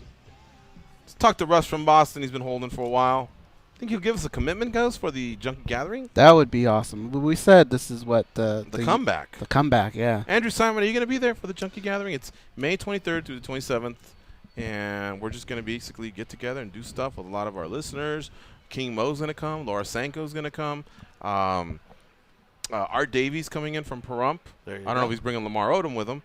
No, Mike Dolce, Mike Dolce, Duran. Yeah. So it's going to be a lot of notables. We'd love to have you around. I would love to be here. If I'm in town, I'm there. Yeah, you're not too far away. I am here. I know you're in glorious LA. Well, I'm saying I have a fight business that I'm involved with. It depends, you know. I work for a living. It's a smooth running machine, you know. And a lot of those people got their starts on Access TV too. This is true. Laura Sanko fought for us. Or actually, she fought, I believe, on the undercard before we went on air. She actually fought a couple fights over there, met her then. And King Mo, first fight ever, Sengoku, on our air. That's right. Going way back. Remember who he fought? Yes. Big guy, heavyweight. Mark Kerr. Nope. That wasn't the first one. It wasn't Mark Kerr. That was like in the middle. No. It'll come to me in a second. Blondish hair, big dude, about 240, 250. He fought in Pride, didn't he? We have to look it up. No, nobody look it up. Can't look it up. Hold on. I know we'll see who thinking. comes to it first. I know who you're thinking. And he was like 60 and Galbraith, 60 and 15. He was a pretty well experienced dude. Come to me in a minute. Nobody look. You know who he's talking about? It'll hit us. Yeah. Okay. But he did fight Mark Kerr. So when you said big guy, I started. Nope. You never fought Mark Kerr? He fought him at some point. King Mo? Yeah. Okay. Yeah, he fought Mark Kerr. It was on. He fought. First fight. It wasn't Trevor. No, it was All right, you're going in the right direction. We'll get it. It'll come to me. All right. It'll come to me. Russ from Boston, you're on. What's up, Russ? How you doing? What's going on, guys? I'm pretty good. Hey, Travis View. Yeah. He gives a totally different perspective. I appreciate it. Hey, big props to you guys for getting that. I know George and Goes, they won't know the significance of it, but for getting that Wrestle Kingdom on so quickly in the United States. Hey, that was a big win for us, and having the ability to put that on. We were on about a 6-month delay on New Japan Pro Wrestling for a while, and we got it down to about 7 to 10 days with Wrestle Kingdom, which is kind of the WrestleMania for New Japan Pro Wrestling. And they had a match on that show that was considered by Dave Meltzer, our friend over at Wrestling Observer, who called it the best match in wrestling history, a 6-star match. Overall? Overall, in the history of pro wow. wrestling. This was one of the best matches in the history of pro wrestling. It was unbelievable with Kenny Omega and Okada, and we showed that days later, voiced by Jim Ross and Josh Barnett. And, that's our plan this year, is hopefully to get that window down from months to weeks or days. Yeah, that's awesome. Yeah, usually it's a long time before you get the when you get the older shows. But no, that was excellent, man. That was when I found out that you guys were going to be carrying that so much sooner. I was ecstatic. Well, thank you for that. We really we want to do more of that. So look forward to that. I hope we get a lot more, a lot faster. Do they happen to have divas over there at New Japan? They don't have their divas. Version of it? They don't have divas. That's there. slowly pulling me in a little bit from time to time. My wife likes the divas too, and now she watches Nikki Bella and John Cena and all, and she I get a different perspective, the female perspective on pro wrestling, which as a guy in his 40s, you're a little embarrassed at times that you're watching pro wrestling. At least I could claim I do it for work on the watching the divas and things like that. But as a whole, New Japan Pro Wrestling to me is strong style, and it feels more serious than WWE's product at times. So, New Japan I get. WWE was my childhood watching the over-the-top stuff and, lights go out and demons and locked in a casket and things like that, which, New Japan seems a little more serious, which I love. Do you want to hear a good casket story? I don't know. We're talking about WWE, right? WWE, right? Nothing in the family. Okay. WWE. I took Goes to the fights in Anaheim, and I snuck them in the back. And I used to work there, so I knew how the Honda Center worked. And just as they're wheeling in, I think it was Yokozuna, right? Mm-hmm. Just as they're wheeling them in, they gets past the curtain, and it was The Undertaker he fought. Yeah. So the loser was, you had to get put in the casket and closed and all that. And they wheel him through, and then his cousins were in the back. Now, I don't know if they were also pro wrestlers or if they were just there with him. I think they were just there. Yeah, they were Wild Samoans probably. Maybe. It wasn't them, but it was two they big dudes. Yeah. And the casket goes through, and remember, they started spinning it. They started spinning it. They started messing with them. Oh, they were messing with them. And so, what did I say, Yokozuna? It was Yokozuna. It was Yokozuna. Yokozuna's pounding, going, come on, motherfuckers. Like, stop that, basically, And they just kept going, and everyone's laughing, and, funny. We're laughing. And I don't know. That was a pretty funny experience just seeing shit behind the pro scenes. wrestling locker him room come out of it. It was really funny. It was hilarious. Yeah. Russ is a big pro wrestling fan, so that's why he has appreciation. I can talk pro wrestling anytime. For what you're going on. All right. Russ, who do you like this weekend? Korean Zombie or Dennis Bermudez? I don't know. That's a long layoff for the Zombie. It's an extremely long layoff, but I don't know. I'm honestly, this is not a card that interests me that much at all, to be honest with you. But I am looking forward to Herrig and Alexa Grasso. That should be a really good fight. Mm-hmm. All right. And who do you like there? I like Alexa Grasso a lot, actually. I'm a big fan of hers. Right, but who do you like to win the fight? I like Alexa Grasso. Okay. All right. Hey, are you coming to the Junkie Gathering May 23rd through the 27th? I do not know yet. Okay. All right. Well, sounds like the Juggalos, type thing when you say the gathering. I've heard the. Yeah, it's like the Juggalo gathering. What was that, Russ? No, I didn't say anything. But one thing I wanted to touch on before I got out. You and I spoke about this the other day, George, about George Masvidal, but I'd love to get Andrew Simon's take and Goes. Man, what's the feeling from this guy? I mean, he, as impressive as he looked the other day, I mean, he gets another win or two like that, and he's on the fast track, in my opinion. Yeah, I agree. All right, thanks for the call. Guys, what do you think about George Masvidal and the turnaround there? Just, beating Cowboy Cerrone in Denver was huge, and then, the $200,000 bet versus Dana, if Dana can find him an opponent. But, he used hashtag easy money. He's embracing a little bit of the Miami culture, the Cuban culture. There's some stuff putting him in that Tony Montana, kind of character a little bit on his social media if you're following it. Your thoughts on George Masvidal, who's also fought on Access TV. Or back in the day it was HTNet. Yeah, he fought. And, I think he's trying to market, which is great. $200,000 of Dana White. I mean, come on. Dana puts that on a hand of blackjack at the Palms probably during the night. But I'm not sure that'll catch his attention. But Masvidal's also lost a lot of fights. So Dana might take him up on the bet, find somebody who could beat his ass. And so I don't know. I don't know that Masvidal is the best in the world, my personal opinion. I think that's dangerous to put it out there. But I think I think it's smart to market himself. I don't know about putting your own money on the line when I don't know what his disclosed pay was that night, but I don't know if it was $200,000. So if he's serious about that, hey, good for him. I think, listen, if you have the chance to get on the microphone and make a difference, he did it, and that's important. What do you think? I don't think he's serious about it, but he's got us talking about it, and that's where he's winning, right? I think he's done a great job marketing himself, and he's winning his fights. That's all he can do on his end. Now it's up to the UFC to help promote some of these fights for him, give him a bigger stage, because we were talking about it earlier, right? Some of the people that are leaving, the Brock Lesnar's, the Ronda Rouseys, they have to be replaced by someone. Right. This is a perfect opportunity for George Masvidal to take that role. The same. If you look at Nate Diaz, look at their records. It's not that much different than what Masvidal had, right? A couple wins here, then a loss, a couple losses, wins. they're up and down, but they were able to make a lot of money based on their attitude, the way they spoke. George can capitalize on that. I told Russ this in a conversation we had. I thought he made waves. Aside from the KO, it was beautiful, both of them, and then he, I guess, made waves. People got it. We're talking about the 200,000s or the possibilities of Maya, Diaz, whoever else. I told Russ, I'm not sure he can beat Woodley, because Woodley still has that wrestling in his back pocket that he doesn't seem to use much, by the way. But he likes to throw his hands and some kicks. But Stephen Thompson is a guy that's really not too interested in going to the ground, and it'd be interesting to see Thompson versus Masvidal. If that was ever for a title, I think Masvidal's a live dog. I like Thompson. Yeah. Would you put up $200,000 on Thompson? Depending on what the numbers look like. George just wants to know if you have $200,000. I know he's got $200,000. Trust me. The house he just bought, man. Get out of here.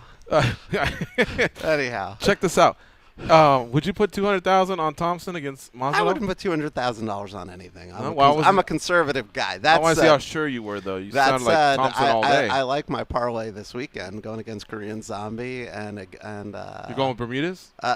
Yeah, with Bermudez, and I go against Felice on that one. Grasso and Bermudez, just 2 team? Yeah, 2 team. Okay. You're gonna throw the Falcons in there, money line? No, I'm not going to do that. New England. I got to show you later. My dad had a great parlay last week. Did he really? Yeah, $20 paid $1,400. Isn't he the blackjack master or something like that? My dad. What is he the master at? One of those? He is a master at blackjack. My dad is fantastic at it, and don't want to talk too much about his playing, but he is fascinating in his blackjack prowess. Has he been asked to leave, sir? We don't need you to win in our casino anymore? He's been asked to not ask for comps anymore because he's winning too much. They don't want to give him comps anymore on top of it. But he has done pretty well in blackjack, which is, most people would not believe it's true, and he is very good at it. How long were you a casino executive? My first job out of college, I went through a management program at the Mirage back in '92. And went through all the divisions, but I dealt blackjack at the Mirage, and then I moved over to Treasure Island as a floor supervisor. So have a gaming background, went to a hotel school undergrad, so it was kind of in my blood to work in the hospitality industry early in my career. How, give us a good story. Was there someone rude, you guys had to punt, or just maybe a cheat story? Since there's no street fight story here, how about one of those? You got stories? Everything going on at the time. I mean, this was, there were big players back then too. I mean, we had people. We were playing baccarat. People were playing $200,000 a hand on baccarat, back then. And we had blackjack.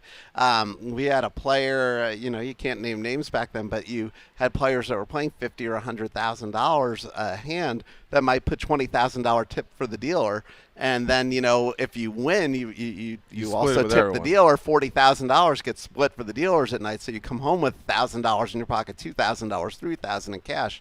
Oh, wait, that was just yours? You split it with everyone on that ship? You split it with everybody throughout the 24-hour period. So at the Mirage and Treasure Island, they would split it for the day through the 24-hour period for all dealers that worked that day. And you got paid in cash every day, for the day before. When you came in, you get an envelope with your cash of what you got. And so, there were also a lot of robberies because everybody knew the dealers were walking to the parking lot with $2,000, $3,000 in cash. Did you ever get Because robbed? they would all go to a bar. Well, there was a place called Sunny's Saloon that's still here.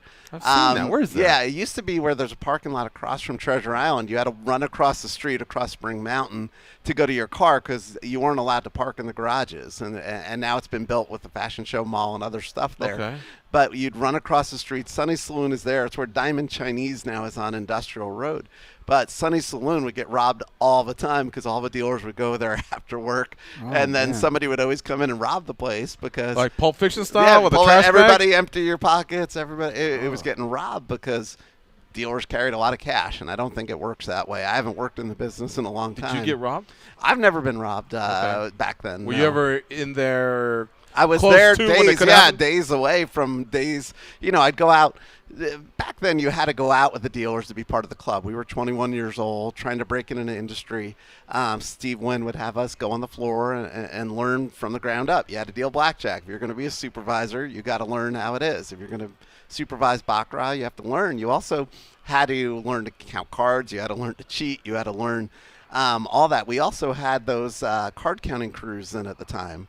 And this is pre-internet, which, again, I'll get made fun of by the some. MIT crew? Yeah, the MIT crews. You had people, and we would have these notebooks like this, big loose leaves filled with photos of people who were cheaters or people who would come in who were banned from the casino.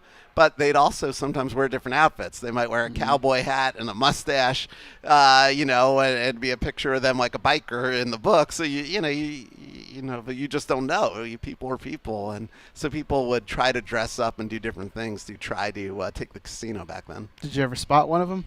I don't think so. I feel like a fun Where's Waldo type game, right? I would count. What you would do is you would try to identify people counting cards, and then you would call the eye in the sky and call security or surveillance and ask them to watch so you're not standing right over them to make them paranoid.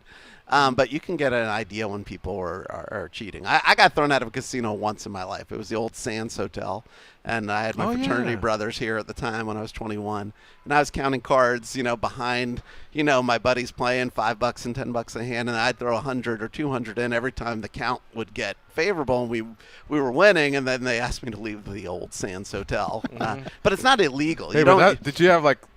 I felt pretty good, like swagger. Well, you feel good about yourself because some street cred there. It's not necessary you're going to win by counting cards. It's just your probability's better. So when it works, you're like, yeah, I know what I'm talking about. I was in a car chase in Peru. Yeah. And if there's ever a car chase on TV and people are watching, I'm like, they're going about it wrong because. Yep. And then people say, well, what do you mean? How would you know? No, I was in a car chase and we actually got away from the cops.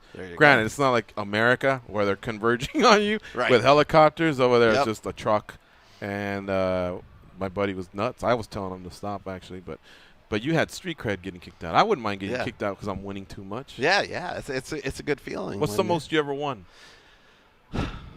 I'm not a huge gambler because I actually worked in casinos for 4 years. When you watch people, and you watch people who know how to count cards, you watch people who know how to cheat, and sometimes they still lose. So, I've never, my family, my mom, dad, my mom used to love playing slot machines. My dad liked to play. We would come to Vegas, and it's kind of how I ended up here. My parents loved Vegas. I came out here at 21 out of college and decided to come out here and check it out, and I've lived here on and off for 25 years, So, I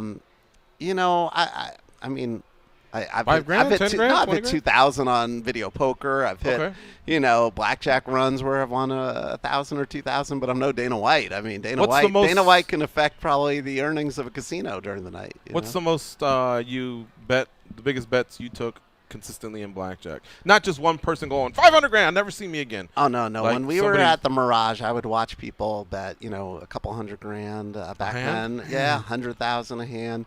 You had Kerry Packer at the time, and that Kerry Packer was a very big gambler. His son, I think, was the one who was engaged to Mariah Carey recently, and Carey would come to town, and he would actually affect the financial statements of MGM Mirage because he could take you for 11 million, 17 million in a quarter, but he also could make your quarter by losing 5 grand, 10 grand, 20 million. He was a notoriously big whale gambler of Las Vegas that all the casinos courted because he was that big a player. There was also other folks at the time, big players, and that kind of gaming, it's interesting. I remember Dana was getting, at one point, the Palms didn't let him play there anymore, and I don't know how it would work with the Fertitas owning it now, how that works either, but I know they didn't want his play anymore because he was too lucky. He was winning. Right. Do you have any good stories of just somebody playing but kind of getting out of hand and being a rude guy, throwing cards? Oh, you have those people like that, yeah. Does But that happen often? People were drunk all the time back then, and, it was a more not a PC society, so I think people got away with a little bit more back in the early 90s and that stuff, and especially if they were losing $500,000, people let it go. Or anybody go Joe Pesci on you? Like, take that fucking look off your face. I used to get that type of thing. As a blackjack dealer, listen, I was walking through the Wynn yesterday, and I saw some people I worked with 20 years ago still dealing blackjack. Oh wow! And for me, it's like that would be hard every night to do the same thing. And I think their patience level, because you always give me an 8, and you give them a 9. And they're like, I asked for an 8, you asshole. You're like, really? It's like you got to deal with this every day of your life. It's hard. It's hard to be patient. See, I say that, but I'm joking. Of course, but some people are. 9 and then but some really some people are pissed, and they lost $25 and it's like the world to them, and So as being a dealer, that's why you see most of them, I might have a blank look on their face because they can't stand it anymore. But, they're watching people lose money. Is there any other type of store you had, the blackjack, that just is one that would, we'd get a kick out of? I mean, there were so many. I mean, you just have so many different things that happen in the casino. Whether did anybody split it 4 times, or? Well, yeah, people do horrible. You have people would get 20s and split 10s. Or did anyone stay on 5 and 1 and like the most miraculous thing? Well, you'd have people get drunk, right? And let's say they get a 20 and they go, I double down. You're like, well, that means you're taking a card, and they go, well, that's what I want to do, you asshole. Listen to me. It's like they get that. Oh yeah, you get that all the time. Wait. Or they get a 17. I know I'm gonna a hard 20 or a hard 17, and they go double down, and you're like, listen, that's not a great do it, and it's like, you want to be an asshole? Here you go. Did it ever hit 27? No, of course not, because you got a 20. It's Dude, like can you imagine how unbearable that guy would be if it did hit? You get I don't know. You get those people, and you're just like, you know what? This is what they asked for. It's on camera. God bless. That's what you want to do. I'm not going to fight with you. It's a free world, right? So you get that. So when you walk around the Mandalay next time, you'll have a new appreciation for the dealers here, because it's the big thing in dealing was always, you deal like an hour and then you take 20 minutes off, an hour and 20 minutes, and the break structure, because you're relying on somebody to tap you out, and you're supposed to eat lunch or dinner during that 20 minutes. So you'd always be running to the back, because you have to go to the back of the house, eat, run, get back to the game all in 20 minutes. So if somebody was a minute late, dealers hate when the other dealer's late, and they hate each other's guts. Like that's the biggest thing. And also, you time it out based on the hour, and you're 20. So depending on when your break is, you get what's called the early out, that you'll be off 20 minutes early for the night. So everybody's always jonesing and looking for when you get to leave early, because it's like a math calculation of when do you want your first break. So when was the biggest envelope? What was the biggest envelope you picked up? Like maybe you didn't even hear about it till you walked. I don't even remember, because early on when I broke into the game, the Mirage, people had been dealing 20 or 30 years to get to deal at the Mirage, because it was a pretty good job. I mean, it was, in '92 you're making 50, 60, 70 grand on blackjack. Being a dealer back then. And so what Steve Wynn did was we were paid a salary to start. And that way we weren't taking away the tips from the dealer pool. So early on, by us dealing, they would get our tips, and we weren't taken from that pool, just so they would accept us and not hate our guts that, hey, a 21-year-old's coming in, I'm 45, 50, I've waited 30 years for this gig. So early on I didn't get tips, and then later they did that. And, that was a big fight in the casino business later, because Steve wanted the tips to be allocated to the supervisors as well, because nobody ever wanted to leave a dealing job, because the supervisors watching them got paid less than the dealers. So, all right, last question. I don't know how much people want to know about casino business on MMA Junkie Radio, but I'm I'm fascinated do a whole now. new show. I mean, we're here 10 hours a week. That's all we bullshit about is MMA. And, and we've kind of covered that Lion Fight 34 takes place tomorrow. We know that UFC Fight Night 104 takes place on Saturday, but how often do you get these type of stories? All right, last question. Okay, go ahead. What's the most someone put out as the tip on the one hand for you? Were you the 20,000 guy? No, I'm trying to think if it was like in the 10,000 or 5,000. People were betting big, because I got, again, for confidentiality, there were people that, we had people. We won't. I had one person that was in the fast food business. Part of a major fast food chain, and she would bet quite a bit. And so Wendy from Wendy? Wendy. That's the only one I can think so let's of. just go with that. Wendy came into the casino, and she would bet quite a bit, and she would bet thousands for tips for us. And, throughout the night, could drop 20, 10, 15, 20,000 in tips. Do you think Wendy had a double stack? Good one. There you go. Do you remember if you won the bet or no? Of course we won a lot of them, but you lose some. And, it's interesting when you have somebody like that who might be worth hundreds of millions of dollars. They might start betting $50, $100, $500, $1,000. Can we raise the limit to $5,000? I'm losing. How about $10,000? But when they have unlimited funds, usually what I found was if the casino will let them raise their limit, they could find a way back if they have unlimited funds. Usually, like if and you'd also find people who would do that betting strategy, right? I'm gonna bet $5 a hand, I lost. Well, now I'm gonna bet 10, I lost 20, lost 40. Eventually, I'm gonna win one hand. But some people can go on a 15-hand losing streak, and now you're at 3 to 5, 10,000, and those people aren't ready for that. They usually do that strategy. Were you nervous when they got to that big they're stuff? starting to curse, And used to have a former quarterback who lived in town that was a gambler that always would be pretty pissed when he'd lose, But yeah, it was a great time, different time. Very cool. Yeah. And Baccarat was even bigger, huh? Baccarat was much bigger. Yeah, because there was no Macau, so all the Japanese gamblers would come here. Yeah. All right. This is Andrew Simon from I almost said CES. Yeah, from the Mirage. Access TV. Yeah, somewhere. Access TV. Yeah. Hey, he's got an interesting background here in Vegas. We'll take this break. We'll get it out of the way. And when we come back, we'll just skim over it. But he had a successful career in the video on demand cable company. But we can't say the name of the company, right? Cox Communications. Cox Communications. Yeah. He worked for them, and he made them a lot of money. So we'll leave it at that. Well, you're listening to MMA Junkie Radio on Sirius XM Rush 93. We'll be back in a bit.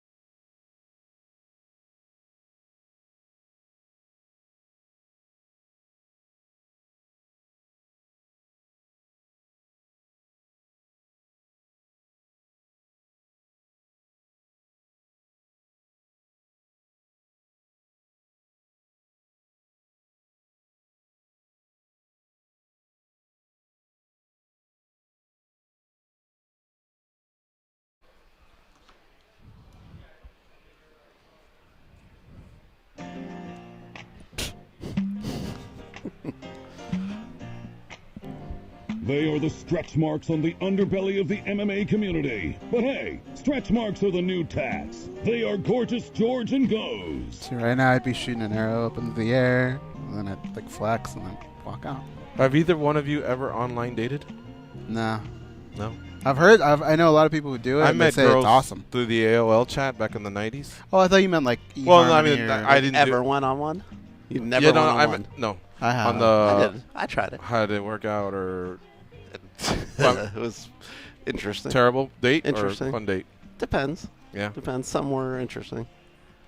I met some people through AOL. Like there'd Yeah. be like a Southern Cal chat or OC chat, but I Mhm. never did the eHarmony or whatever. I did sign up once on Match like 10, 12 years ago, and I only about 2-3 years ago was I able to finally like click the right button to unsubscribe because they kept sending me shit. Right. 7 chicks checked you out, and I keep getting that 12. from classmates.com. And I'm There's like, no way I was that popular I- back in high school. You Well, weren't just on never even took Tinder off. and doing your thing and No. going back and forth here in Vegas.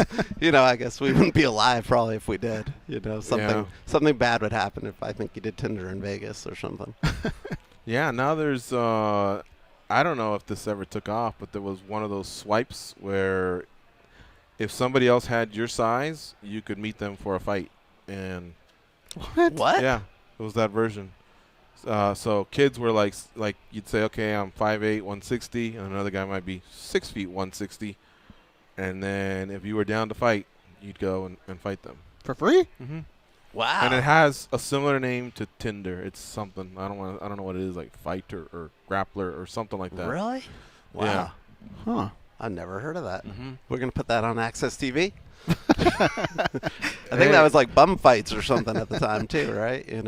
You had the 2-on-2 fights, right? We tried the 2-on-2 Russian fighting. We did that. Is that still around? I have no idea. You We haven't heard did anything? one show with them. It It was fun. It was fun. Show the audience goes here on the big screen. This is a fight that it says Phuket top team. I don't want to assume where it was. Maybe it was in Thailand. I don't know. But this gentleman right here is basically throwing a head kick, and the other guy he literally goes 90-degree angle. Incredible flexibility, but he bends back to avoid it. Look how slick that is, right there. Nice. Now watch this other angle. I mean, the fact that he Incredible. could see it coming is pretty impressive, but also the fact that he can get that low to avoid it. Right. That's awesome. Because it's not like he's Because like Gumby or something. I mean, he comes straight right back, so he's very flexible. Little P90X yoga. It reminded me of Jean-Claude Van Damme when he do the splits to avoid Oh a kick yeah, or yeah, whatever. yeah. Hey, check this out. For all you March Madness fans, we're about 6 weeks away from March Madness. Some of those guys are out there right now. Are You they know really? that, right? Wow. Somebody threw this stat. For the last 7 years, if you bet $10 money line on underdogs, just by betting the 15 seeds, so it'd be the 15 versus the 2, you'd be up $560. If you bet the 14 seeds, you'd be up $189. If you bet the 13 seeds, remember money line, no odds, you'd be down 111. Betting 12 seeds, $63. Betting 11 seeds, $57. 10 seeds, $66. And it basically gets progressively worse. So I guess the moral of the story is during March Madness, if you are going to bet some money lines, do the 15 or 14 seeds. It looks like those two are considerably high. Maybe even the 13 seeds, and stick to $10, and you should have a little bit of drinking money. I like that. I love March Madness, man. I can't wait. We got Super Bowl, and then that's our last hurdle before March Madness, right? Yeah. Weren't the Falcons 100-1 to start the season? Were they too? really? Yeah. You got to be I think kidding they were. me. I think they were. Wow, that's high. I think so. Are you a March Madness guy? I like March Madness if the Bruins were playing well, and this looks like a good year for UCLA overall. I can't believe how quickly They were turned they were things 60 to around. 1 at the beginning of the season. Yeah. My buddy wanted to get Gabe wanted Sammy the Squid to get him in, and I looked, and I think they were 60 to 1 or 71, and now they're less than 10 to 1 for sure. Yeah, I don't know what they're at. They got to be. I don't know what they number 5 in the country, somewhere in that range, 6. Mm-hmm. Yeah, they're up there. Also on this card, Lion Fight 34 is Gabriel El Nino Mazzetti. He's fighting Nick Golden Boy Chastain. Mazzetti is the latest Peruvian fighter on the scene, and he trains out of Dublin, California, which is up north there with the CSA gym that includes Zoila Frosto, Gina Carano, Gaston Bolanos. Kevin Ross must be there. Kevin Gina's Ross, there. Right. correct. There you go. Yeah, so Kieran Fitzgibbons is their leader. You saw him on the latest season of The Ultimate Fighter. He was on Henry Cejudo's team. He's the leader of that gym, and so Mazzetti will be doing his thing, and he's one of the bright prospects. Chevello's all over him. Anthony Njokwani, who was a guest here earlier in the week, he'll be fighting Chris the Butcher Harrington, out of Melbourne, Australia. So really, really good card you guys have put together. It's an awesome card, and I'll give that to Scott Kent and Lion Fight. We're just happy enough to broadcast it, but they put those together and, spend the money to bring people into the country because, like you said, I don't know how many countries are represented. But well, just in the co-main event, we had Jamaica, England, Germany, and the Netherlands. It's incredible. It's incredible to have that level of talent and what they're able to do in Muay Thai. I don't know how you guys do it or if it's the production or the actual sport, but it's the only sport that I go see live where I feel like I'm in a movie. Yeah. Like I feel like I'm inside a video game or a movie when I'm watching that. You know, I went to those shows early on here in Vegas. They were at the Hard Rock at the time when we were going in the early years. And there was something different about Lion Fight and Muay Thai in general. And really, we had to change a little bit of the traditional aspect of Muay Thai to make it TV worthy in the U.S. I think, and some traditionalists might not like that we took out the traditional music and the walkouts that were extended and sealing the ring, which could take quite a bit of time. We had to make it right for TV. And so when we did that deal and talking to Scott, we said, these are the things we're going to have to do to make this TV worthy. And I think we did it. And it's really, there's nothing like it there live, too, just because you hear those shots when you're ringside and how hard these guys kick and how hard they hit. And when those elbows connect, it's a different feel. And if you get a chance to be here, to go to the Trop, it's great. It's unbelievable to watch. And for Super Bowl weekend, come on out and say hello. Very cool. All right. I think we'll all be there, all three of us. Yeah. All three celebrities in the crowd in one place, right? John from Washington. What's up, John? Hey, what's up, guys? How you doing? Can you guys hear me? Yeah. Barely. Can you speak up a little? Oh, hold on 1 second. Your second's up. Hello. I wonder what he did. I'll put him back on hold. All right. So my last question's here for Andrew, since we're starting to run out of time. Do you have any input on, let's say there's a negotiation, either back in the day RFA Legacy or just like LFA now or CES? Can they come to you? Because I know you guys are very private about your numbers. Right. Can they come to you and just go, do they move the needle? I'm thinking of re-signing them, but can they move the needle? Or do you back out of that? Or no, we get that sometimes, and we're pretty honest. Like there's some that's athletes. Coker's thing, Yeah, I mean, does some people move? Does a Tito Ortiz and Chael move the needle for Bellator? Yeah, it did. I mean, or did Kimbo and Dada and. People make fun of it, but, at the end of the day, for like the UFC card this weekend, who's the needle mover on that card, right? And for us, is it a Mackenzie Dern coming up? Is it, having a Yatsen Clive Fairtex, or is it having somebody like this weekend? Does Njokwani, again, he's in the middle of this card, and I think he's 22-0. Like, how do you have a 22-0 guy in the middle of a card? It's because that card is so stacked with talent, you can put him in the middle and keep the crowd engaged with such talent throughout. So, we do get those calls and go, hey, what do you think of this? And do you think we should do that? And we try to work close with our promotions. We've worked with over 55, 60 promotions over the last decade. And, many? Yeah. And so it's great to finally have narrowed it down a bit and having the Ed Suarez's and, Sven Bean and Mick Maynard and Jimmy Birchfield and Scott Kent, it's a lot easier to manage than when we were going through 20 promotions. Or some years, I think we had 10 promotions on the network. It's a little easier to deal with a smaller group and a solid group that does what they say they're going to do. Let's go back to John from. What's up, John? Hi, how you guys doing today? Good, man. How about you?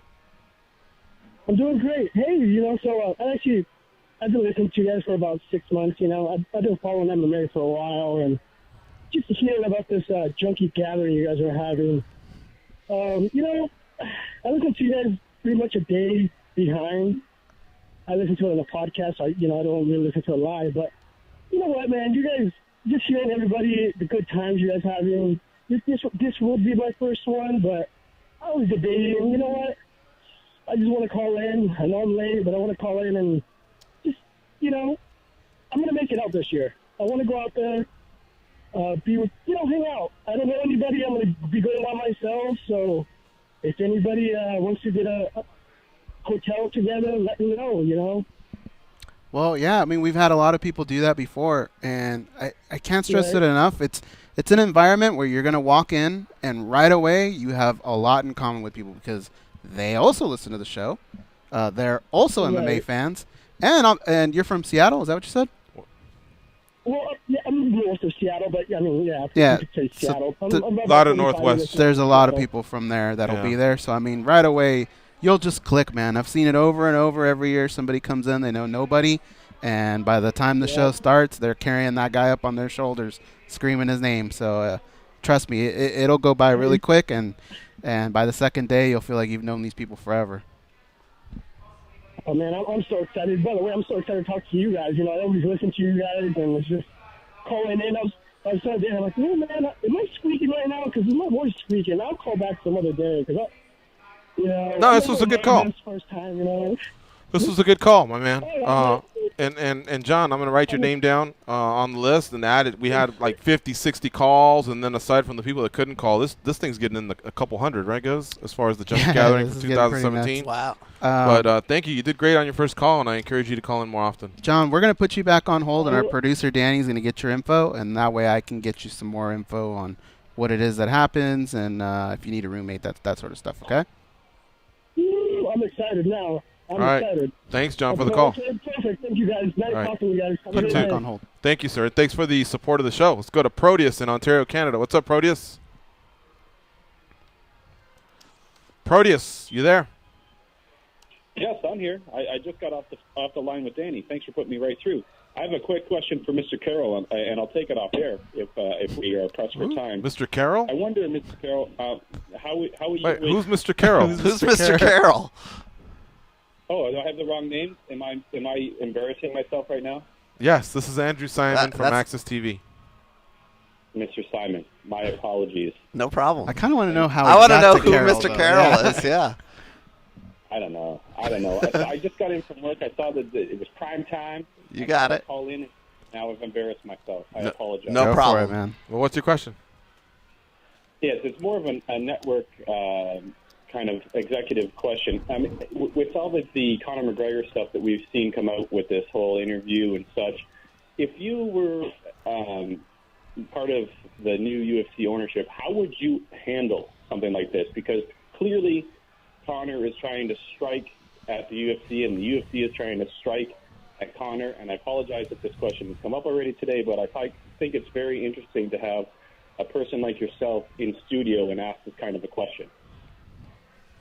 That's a great question. I think it all depends on the economics, and the risk UFC has is that their contracts with all their fighters prohibit a fighter from doing boxing or other things without their consent or promotion. So if they let Conor do it, it puts all their contracts up for review and for the ability to get out of them. So they're not jumping at that opportunity, right?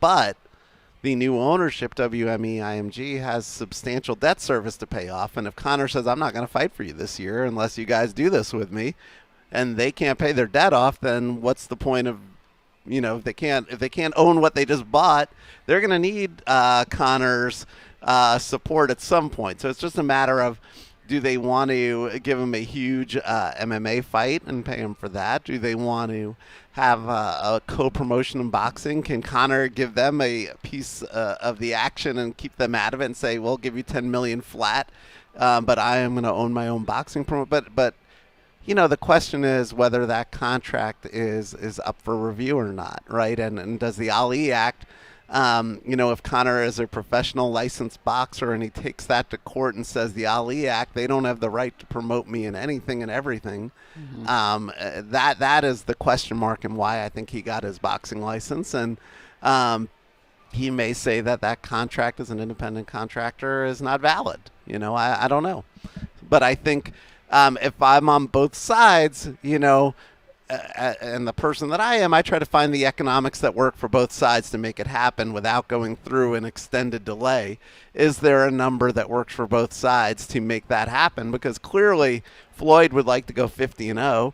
If this could do 2 million buys at $100 a pop, plus a huge arena, if you could do Dallas and sell out a football stadium and then have merchandise, and could you have a $600 million day out there?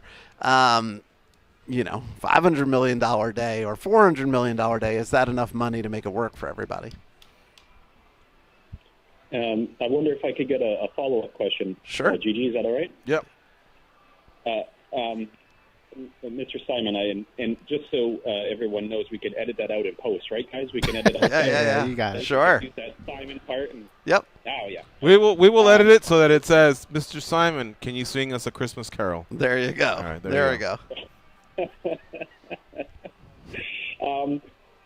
If the UFC goes and promotes a boxing match, does that, in your opinion, kind of put them in a gray area that they can't really run their business the same way they've been running it? They have to take on that boxing model and, like you said, take on that Ali Act?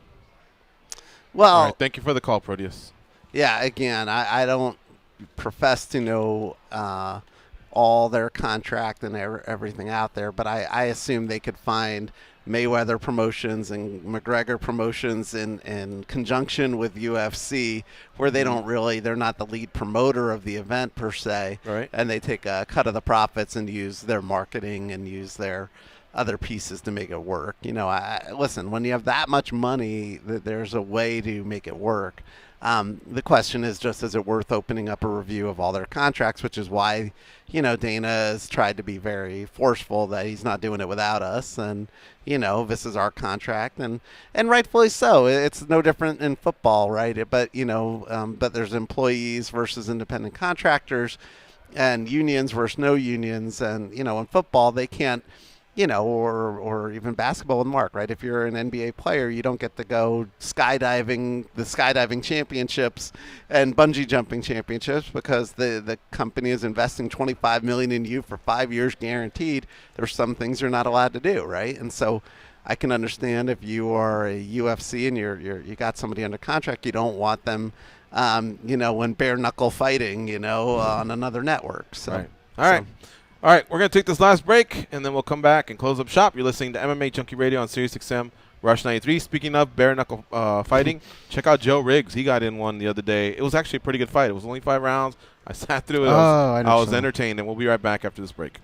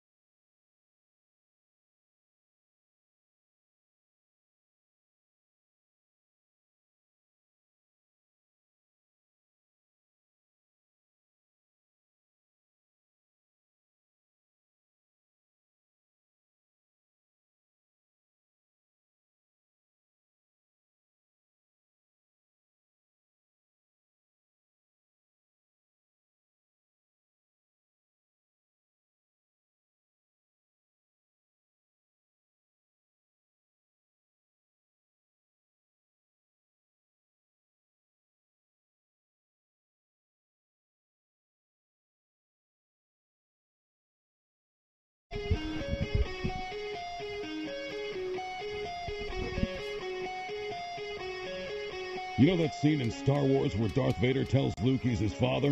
What if I walked in right after with my voice and was like, I'm your Uncle Walter. Can I get a lift home? That'd be crazy, right? Anyway, here Georgian goes. All right, unfortunately, it's time to wrap up. Tomorrow, we were scheduled to have Pat Miletich and Ron Kruk in studio, but because of my goof, my blunder, and it doesn't match the time that they were scheduled to come. So we're going to start again at tomorrow at 1 p.m. Eastern. We do have Zoila Frosto coming by, along with Gaston Bolanos. They're going to co-host the episode with us, and we'll have Pat another time. Speaking of Pat, last time Pat was here, he brought his friend. I think it was David Allen, the guy that does the ultra marathons. Oh, yeah. Super cool. But sitting in the background was a gentleman that we came to know throughout the years of being associated with Access TV, just through business and friendship, because a lot of these guys are our pals, and they're such a warm group of bunch. Sean and Mike and Pat and Chavello and Andrew, and I'm talking about Daryl Ewalt, who I saw him, basically in command of a truck in Costa Mesa. Andrew allowed me to walk the truck. I told you guys the following Monday I felt like we were watching a space shuttle. They had all the TVs, and it was like a little mini NASA truck. We also saw him in LA Goes. We got invited many times to go to be part of Inside MMA. And then he came along a couple times. We saw him in Vegas. Always said hello to us. How we doing? He loved the show. Nice guy. He was sitting there, and that was the last time we saw him, because late last year he passed away, and I know he was a huge loss to the Access TV family. Oh, more than anything, he was a good person to everybody he met, and there's nobody he didn't leave an impression on. His kindness to every kid that ever wanted to walk through the truck, and every person who wanted to learn about what we were doing, to our talent, to the people and the crew that's all out here now. He affected everybody that's on our truck and in our production. He did all the production for everything we do. He is the guy that made this all happen. He was at Access TV and HDNet for over 15 years, multiple Emmy Awards. He did the Olympics. He did over 50 sports in his career, and started at 15 or 16 years old with video cameras at the local TV station, and had a passion and love for what we do. And really was an innovator in television. I mean, we were the first high-def TV network. He did NASA launches, the first Olympics in high-def. Everything that, Mark built with the network, Daryl and his team put that together. So losing him was just terrible for the Access TV family, and obviously for his family and kids. And it was a horrible loss for us, but our team is trying to rally. And, every week they had, his bags of Doritos and chips in the truck that are still there for him, that nobody could touch them. And he is in our hearts on every show we do. For sure. Thanks, Andrew, very much for stopping by. That is the end of the show, folks. And, again, tomorrow we'll be back with Gaston Bolanos and Zoila Frosto to close out what's been a fun week here on MMA Junkie Radio. We'll talk more about Lion Fight 34, UFC Fight Night 104, all the stuff that's happening in the world of combat sports. So, for Andrew and Danny back east, goes to my left. I'm George. Have a nice day. Go out there and be champions.